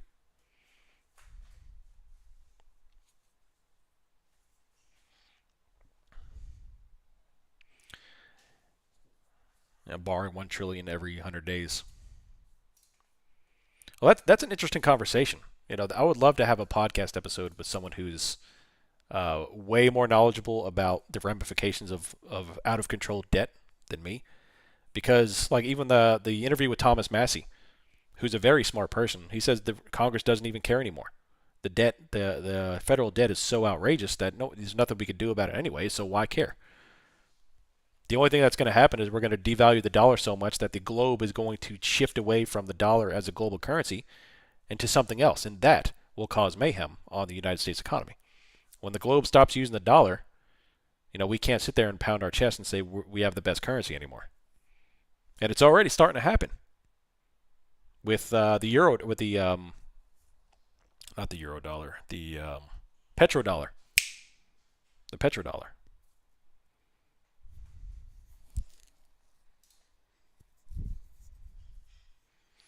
Ray Dalio wrote a book called The Big Debt Crisis. I'd love to read it, yeah. But when 70% of the global debt is serviced by American dollars, and then we devalue the dollar so much, all we're doing is causing all these countries, one, to have an incredibly hard time to service their debt, and two, to no longer want to do business with the United States dollar. And there's a max exodus from the dollar, not to mention the petrodollar, the using dollar as the only sole currency for oil. What happens when we lose our support, when we lose Saudi support? If you can even call it that. It's more of a business relationship than support. Saudis hate us, but they do business with us because we give them money. So what happens when we lose that?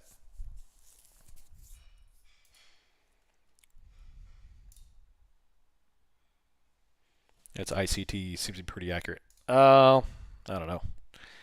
From what I've seen about ICT, all it is just price action repackaged. However, the guy that runs ICT is so preposterous, I can't even take it seriously. I'm not someone who does well with ego and arrogance. I can't be around it.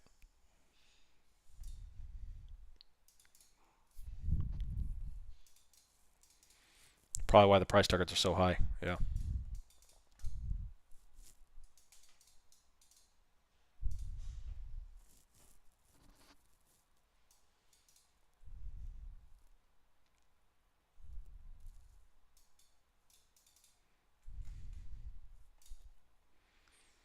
We switch back to the gold standard. I'd love that, man.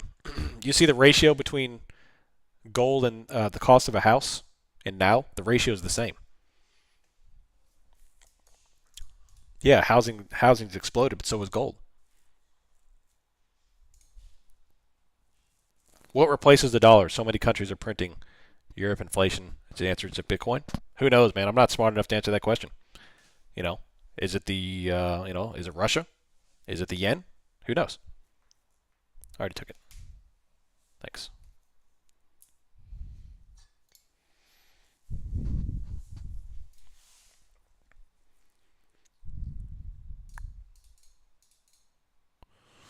In that book I mentioned, Creature from Jekyll Hyde, the author makes a strong case that the goal is to encourage every major country to owe so much debt to the World Bank that we all fold under the umbrella of global currency because we're unable to pay any longer.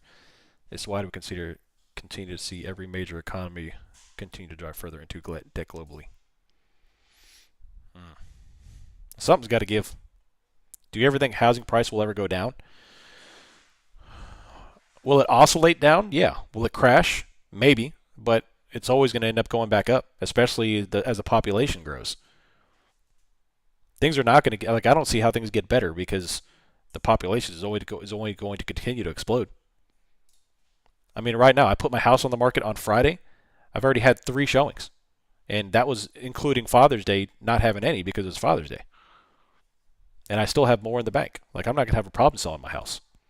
And I've got a pretty higher end ranged house. So, I mean, it's crazy. Even now, the housing market's still going up. What percentage has your market gone up? Since I bought it, my housing has gone up 200%. The cost of my house. Or built it, I should say. Thank you.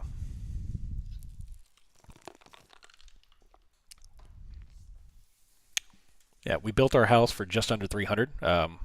Custom home built, 4,000 square foot home. And we're about to sell it for right at $1 million.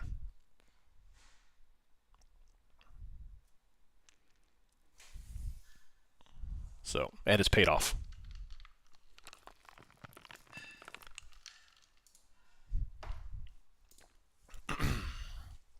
If we get it, we're asking $250 or 250 a square foot. How long have you lived there? We built this house in 2015. We custom built it in 2015. Yeah, Discovery of the South.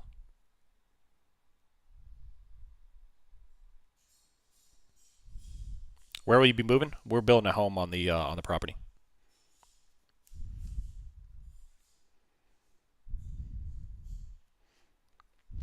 Y'all see a picture of my house? I'll show you a picture of my house. You want to see a picture of my house?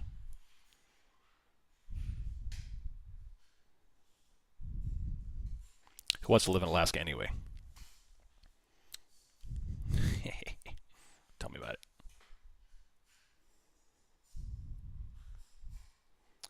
No, it's just one of those things where luck does kind of play into it a little bit. Building a house when we did right before the market took off, it was crazy. It was just very good timing. I'm surprised the market's not. Yeah, I mean, we talked about it until then. ES is 53.15, and ES Nasdaq is the highs here. So.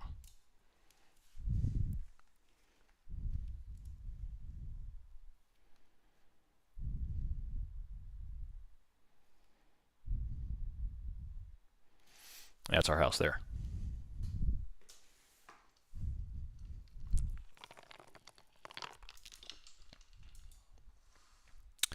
Built that baby 9 years ago. The houses down the street are way bigger than that, though. Alaska's a lot greener. Yeah. Think about selling too. A big castle. Heck yeah. That's like Damien's, man. You seen Damien's Paris castle? I think it's his uncle's. Guy looks like he lives in a fantasy land, man, like a fairy tale.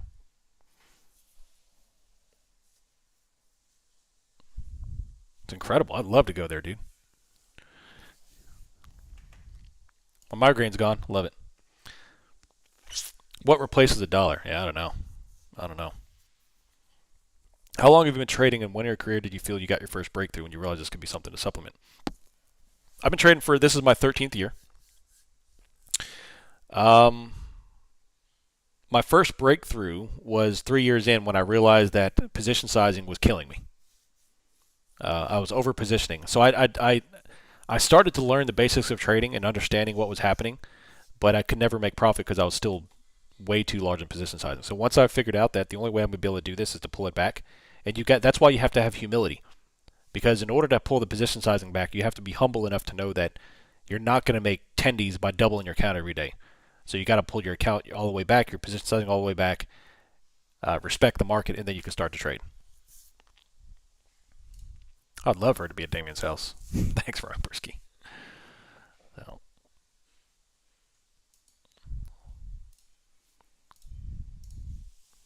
Have I ever blown up an account? Yes, I have. Yeah. I did blow up an account trading biotechs. I told the story on my podcast on Spotify. I'd encourage you to go listen.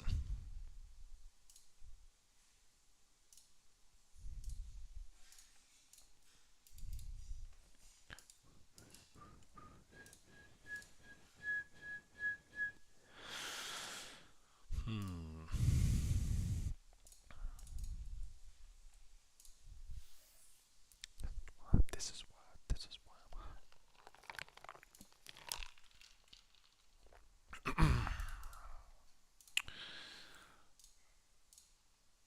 Oh, man.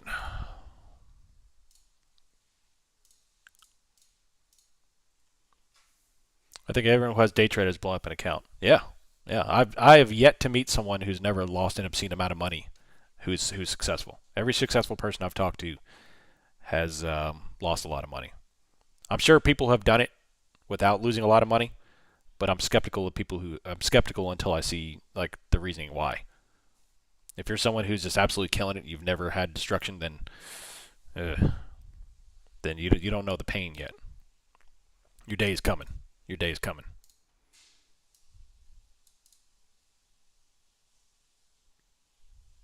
I'll be successful soon, then. But the key is that you gotta learn. Like, you remember what opportunity. If you're just continuing to make the same mistakes, then you're not learning. You're just wasting money. You gotta learn. You gotta grind. You gotta change. You have to adjust, adapt. Are we sharing houses? Here's mine. Yeah, I'm sure Mr. 50 is twice as big as mine. That does look pretty though. Look at that. How many acres? You got a pool? Is that a grotto? I've got a pool too, but yours looks way nicer than mine.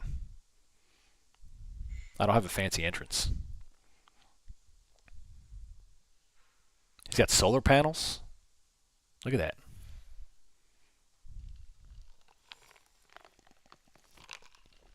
Beautiful.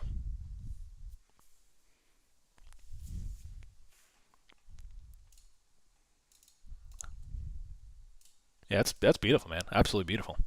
I'm sure in California that thing is worth a pretty penny. That's why I've got EVs, free gas. Yeah. Yeah. Start selling premium. Yeah. That's a beautiful house too. It's a big house. What was that late 90s, early 2000s build?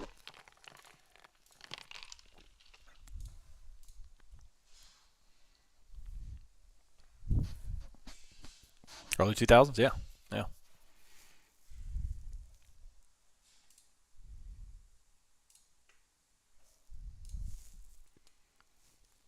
Have I ever considered trading with prop firms? I actually am trading with prop firms currently. I've got an Apex account and I've got Top Step, but they are more like hobbies. I don't put too much effort into them. It's more about my IBKR, but I trade them.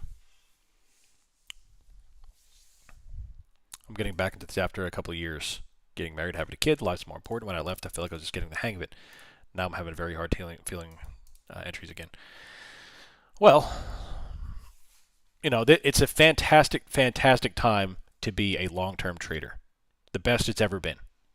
The money that we're making on our retirement accounts and long-term stocks is unlike anything I've ever seen before. Now, to be a short-term trader, it's a little more difficult because all of us are some of us, me, I'll kind of keep y'all out of it. I'm expecting a pullback on the heels of 2,000 points with no pullback, and it's just not coming. So it's like, what do I do? Do I sit here and keep on buying the highs, or do I wait for a pullback? And I'm missing out on 100-point moves because I'm waiting for a pullback. So it's difficult. And admittedly, it's difficult. And admittedly, I'm missing a lot of upside because of it.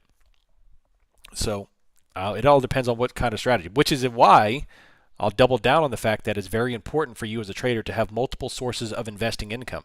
I want you to have a 401k. I want you to have a stock account. I want you to have a swing trading account. So when you are not performing that well in your swing trading, your stock trading portfolio will make up for it. So I have, at any point I've got something that's making money.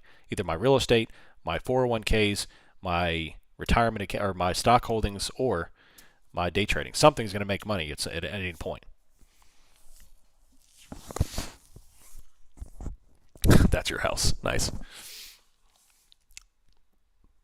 Any pointers on dealing with 401ks? How old are you? Boss hog. You're 46. Have you? Well, that's deep conversation. I'm very passionate about this topic, so I guess that's a deeper conversation. I need to know a little bit more. But my blanket statement is to start putting 15% in as early as you can and never stop.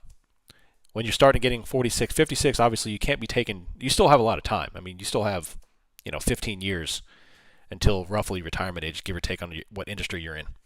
So you still have time. Would I be buying everything up here at 46? Maybe not. I might wait until 15% until we kind of have a little bit of a profit-taking event. But for me, it's the risk has to be mitigated with your time frame to retirement, to your time frame you can start drawing, which it may be different for different people.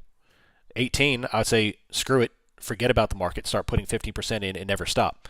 If you're 46, 50, you're going to have to start thinking a little bit more. And that's where I don't want to give too much advice in that because I don't feel comfortable giving people advice with their retirement. That's different. But that's kind of what I look for. Is for me, you still have time to be risky. I would just kind of maybe even just wait a little bit to start putting 15% in until the market pulls back a touch. For me, I love real estate. Real estate is fantastic.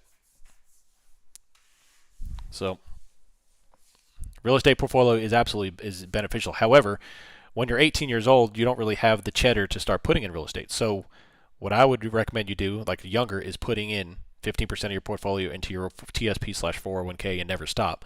And then build enough cheddar to start building a portfolio of real estate. That's what I did. Yeah. See, that's awesome. Especially if they're paid for. Especially if you've got a great situation where you've got great renters. It's fantastic.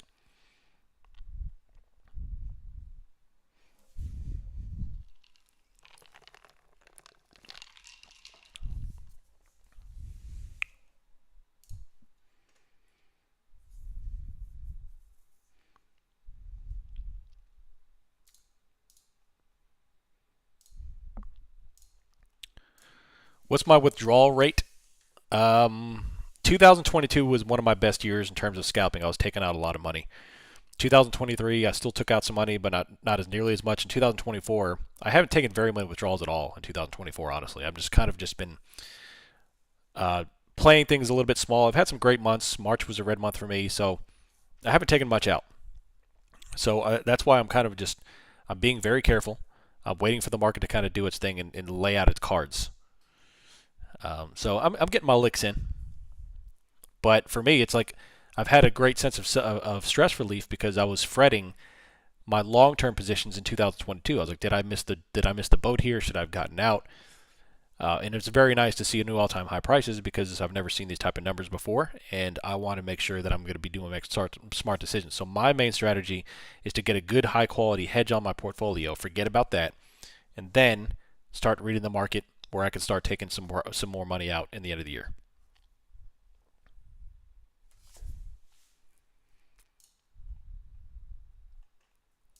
A little bit of red here. Yeah, gold and silver getting dumped. Look at that, big red candles.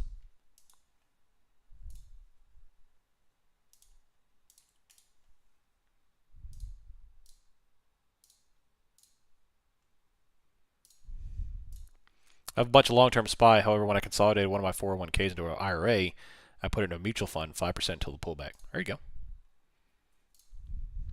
Flipping houses is flipping houses not profitable. Flipping houses can be very profitable. You just have to be able to find the diamond in the rough. If you're trying to flip a higher end home that doesn't need any work, then that's all completely contingent on the market. If you can find a big time fixer upper in a decent neighborhood, then it doesn't really matter about the market. You can buy cheap, fix it up, and sell it. So it all depends on the market. Market conditions dictate flipping drastically. Now, right now, the cost of products is so incredibly high, maybe a little bit more difficult. Me personally, I'll never flip another house again. I did it back in 2019, 2020, and I'll never do it again. Rentals, absolutely.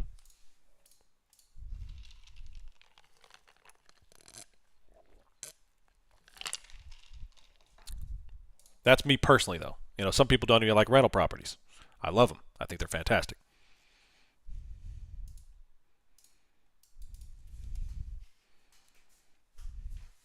Man, gold just got crushed. Silver just got crushed. Silver is rejecting.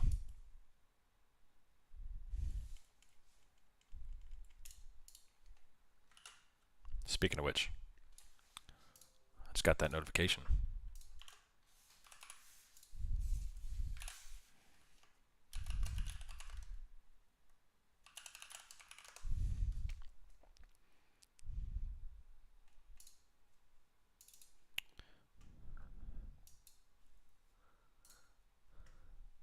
$20,000.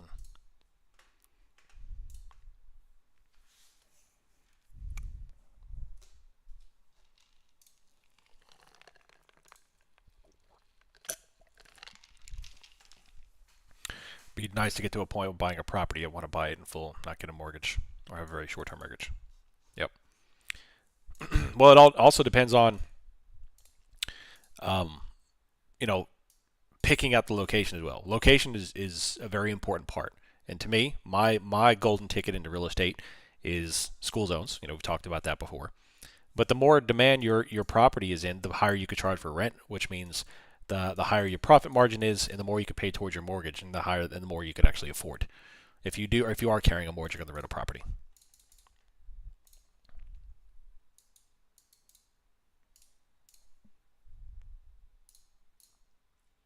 Should I wait to join a prop after becoming profitable? If you don't have a system, I wouldn't even waste your time with props, especially because the prop firm rules are pretty egregious. So all you're going to do is just throw money away. I certainly wouldn't consider oh man, silver is getting destroyed still. So yeah, precious metals are getting roasted right now.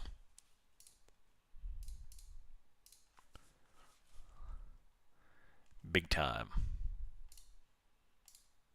Huge move down. That must mean, let's see there, gold's down as well.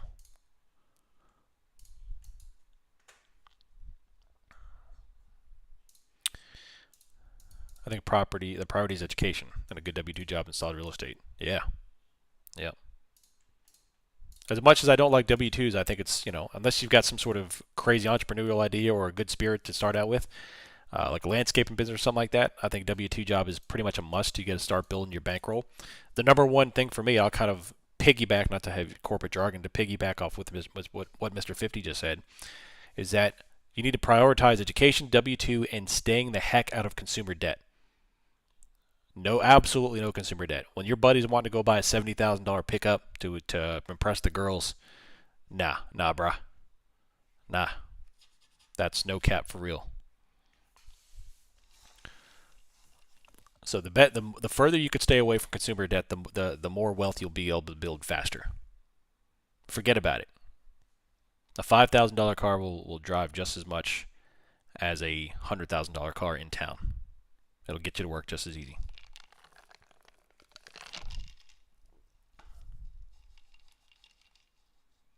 $2,000 Ford Excursion, yeah, love it. I drove a 2002 Ford F-150 until literally I was pulling into the dealership to buy my Tundra and the radiator blew on it, and that was the last time I could fix it. Bought the 2018 Tundra. I'll never buy another car until this one gives out, which should be in about 20 years. Favorite metal stocks? Right now I'm trading GC and CI, silver and gold.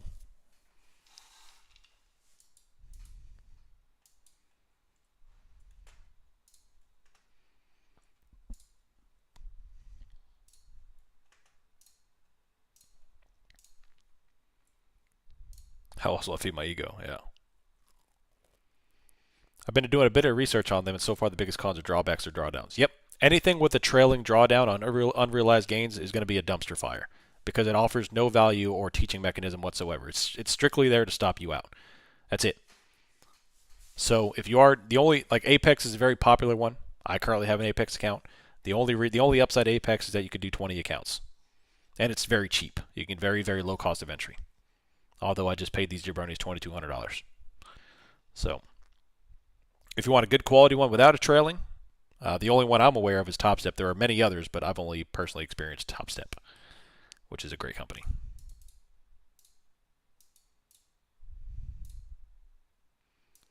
I got a good business model, but I'm building up a socially engagement. Profit margins are good and catching clients. Good. That's obvious, Robert.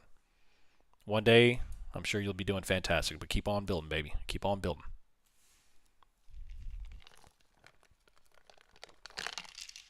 All right, y'all. I'm going to start wrapping this up here.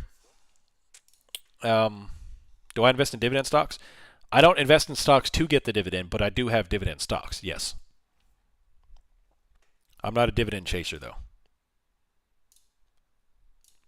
I guess with exception to REITs. I do invest in REITs because they have a high dividend ratio, but they also have stock appreciation, so I guess that would be the exception.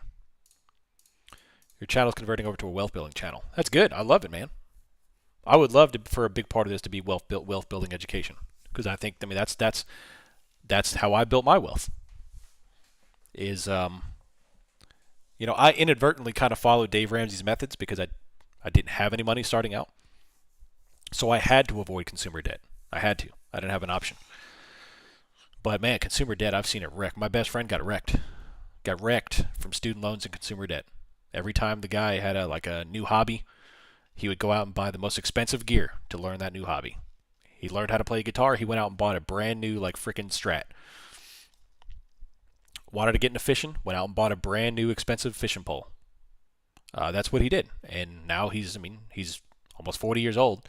He's still paying on the student loans from college, and he's still paying off credit cards. And, I'm like, dude, I would drop everything to help this dude with finances, and he can't because he doesn't have any. So, if you're going to get smoked with consumer debt, you're never going to be able to build wealth. Do you plot morning range of multiple indexes? I do, yeah. RTY, ES, and NASDAQ. My brother-in-law attorney just finished paying off his student loans at 54. Oh, I bet he's feeling a sense of relief. Golly, man. It's hard to hear, man. It's hard.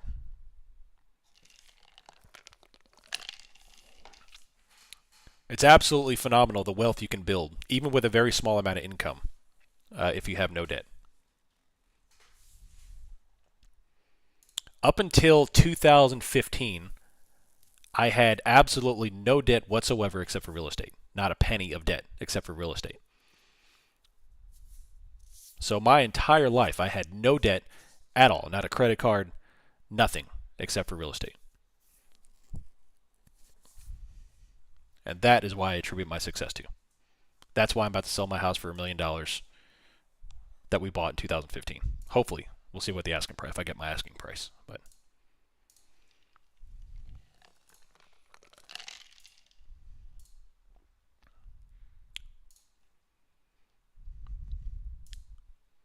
did I graduate university? I did, yeah. I graduated with an accounting degree. Yeah. What makes you want to sell it? Shouldn't you hold on to it? There's too much capital invested. There's too much capital in there. I got to get that capital out. So, I want to move to the farm and move that over and start the next phase of life. $500K tax free, baby. Zelensky can't touch it. What you can do with the gains, put it in the farmhouse. Yep, I'm just going to use it to build the farmhouse, and invest the rest, or do something fun with the rest or something. The kids want a pond, which is going to be pretty expensive, so I might do a big pond on the farm.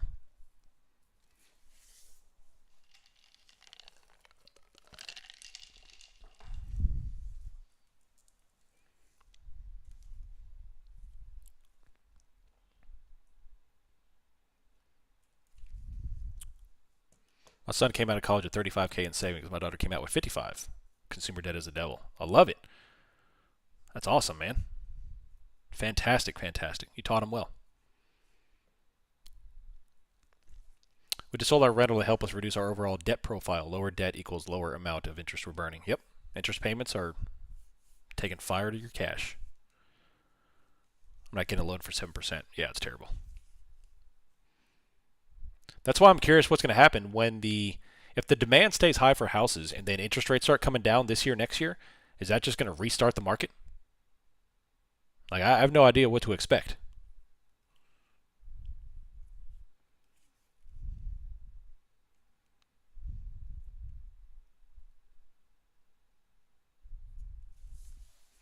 So, we just sold our rental to help us reduce our overall debt profile. Yeah, I already answered that, but yeah, definitely. All right, I'm going to start wrapping this up. Great conversation. Fantastic conversations. Not decent, some pretty decent price action there. It started out pretty tight, but, the market popped up another 10, 12 points on ES, so nice. Any questions about anything? Unfortunately, I think this is what we're kind of in store for this week. I do want to put on a call credit spread for the end of the week, just to kind of cap there and make a little money, but we'll see. A family's asking price is 1.3 and sold for over $2 million. My grandparents bought the house $35,000 back in the day. Wow. So get this, my same thing. My grandparents bought. My family does not come from money. Quite the opposite, actually. We come from a lot of poverty. But my grandparents bought a house in downtown, Queens, right north of New York. In Queens, New York, they bought it for like $30,000 back in the 50s. And in the early 2000s, they sold to move up to Alaska with us, and they sold it for like $1.6 million. And they had no debt at all. He worked for the post office in New York for like 40 years. In fact, I have his big eagle. But yeah, man, it's crazy. It's crazy the appreciation they saw on properties. That was back in early 2000s. They sold that house.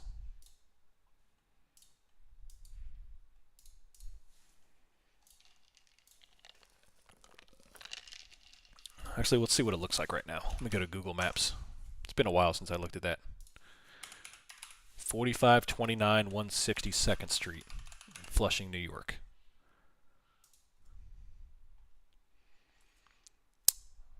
Pioneer Home Electrics. No, that's not it. That's beside it.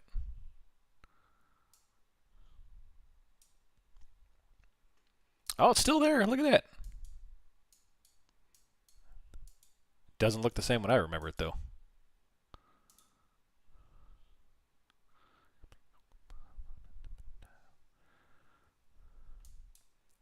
Wow. Man, it looks different. Anyway, crazy. Flush, New York. Yep, that's where they were. According to the World Economic Forum 2030, no one owns anything. Higher prices force all grads and younger families to rent. Yep.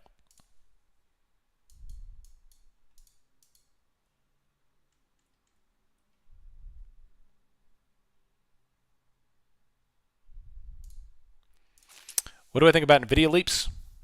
Puts or calls? I don't know. If you look at NVIDIA's chart, the only technical analysis says skyrocket. I don't know where it's going to go. I'm not that smart. I'm not smart enough to know if NVIDIA is going to keep on going or drop or what. I've never seen anything like NVIDIA. I don't know. I've got to think that it's not going to keep on doing this for the next 12 months, although it may continue to go up. But I don't know.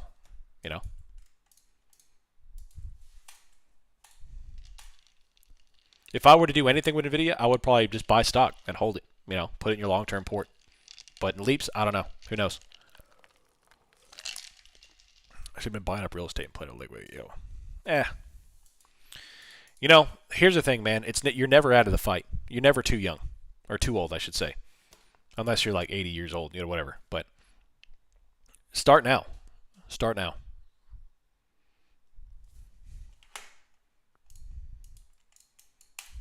Find something. Start a company. Start a side business. Start mowing lawns and create a company. And yeah, you could say, well, there's 30 freaking lawnscaping companies in my area. Yeah, well, offer a better service. Show up on time. Do a fantastic job for fair prices. And wear a collared shirt when you do it. Like that type of thing. Create a quality business. You don't have to have any great idea. Just start it. And offer a quality business. Because quality is, I'm telling you, is dwindling. Go out into the real world. quality is dwindling. People don't show up on time. They use profanity on the job site. They look like they're, homeless. It's just terrible. So if you can give quality with number one service, especially with everyone's feelings, like we're becoming a lot more of a feelings-based society. If you can offer great customer service and make people feel special, I mean that right there you'll go crazy. So that's my opinion. If you can't do real estate, then start a business, a very simple side business, and just work your butt off on the weekends to grow it until you can become your main business, or at least start to help your income a lot, and then you start getting into real estate. It's like my buddy. I gotta brag on my brother-in-law, dude. This guy sells cars. He's a car salesman, and he's pretty dang good at it. He was one of the top car salesmen on his company for a while, but now he wants to have a kid, and he's tired of working weekends. So you know what he did? Instead of complain and moan or go find another job, he started a business. You know what his business was? Pressure washing. He literally went on Facebook Marketplace, and he saw a guy that was selling his pressure washing rig on a trailer, and he bought it. And he just went from company to company and said, hey, I will pressure wash your place for free if you give me publicity. That's what he did. And then he did another one. And then he did another one. And now the dude's busy every single weekend, every single weekday trying to build it up until he can quit his job and do it on the weekdays while he's about to have a kid. And now, literally, he's making great money, and then he's going to start doing other business. Now he has the ideas to do a bunch of other stuff as well. Super proud of him, man. It doesn't take a big generational idea. You don't need to be Mark Zuckerberg to create a company. You just have to have work ethic and provide a quality service at fair prices and show and do what you say you're going to do. And then you use that money, and hey, I've got enough scratch now. I can go buy a cheap, rental house and start renting it out. And then 5 years, do it again, and you do it again, and you do it again. It's simple. It's not easy, but it's simple. Anyway, I'm done with my Dave Ramsey talk. He didn't have that much equity. He bought the lowest cost rig that was quality he could do, and he worked on it, and his buddies helping. He's very country, so he fixed up and welded what he could. So, I mean, it cost him, some money, but not like 50 grand or nothing. Liquidity on 5,500. IBKR AR. What trailer mount did he buy? I don't know. I have no idea. So anyway, I'll get off my soapbox. I am going to call that a day. Yeah, I'll ask him. Not a great trading day for me, although the market's not terrible at the moment. Moved a good amount. So I hope you all have a good rest of the day. If things start to kick off, I will let you know. I have a showing today at 1:45 my time, so I'll have to be gone from the house for about an hour if things kick off. Not much I can do about it. But yeah, so. There is a decent possibility that tomorrow will be an afternoon stream. Won't do the morning, and I'll do the afternoon simply because I got to take my daughter to a softball whatever it called, camp, softball camp. So there's a possibility that we'll be doing an afternoon stream instead of the morning stream, but I'll let y'all know as early as I can. Other than that, y'all have a good rest of the day. I'll ping you if anything changes. If I take a position, I'll let you know, and I'll see you all bright and early tomorrow morning or bright and late tomorrow afternoon. Love you. I'm out. See.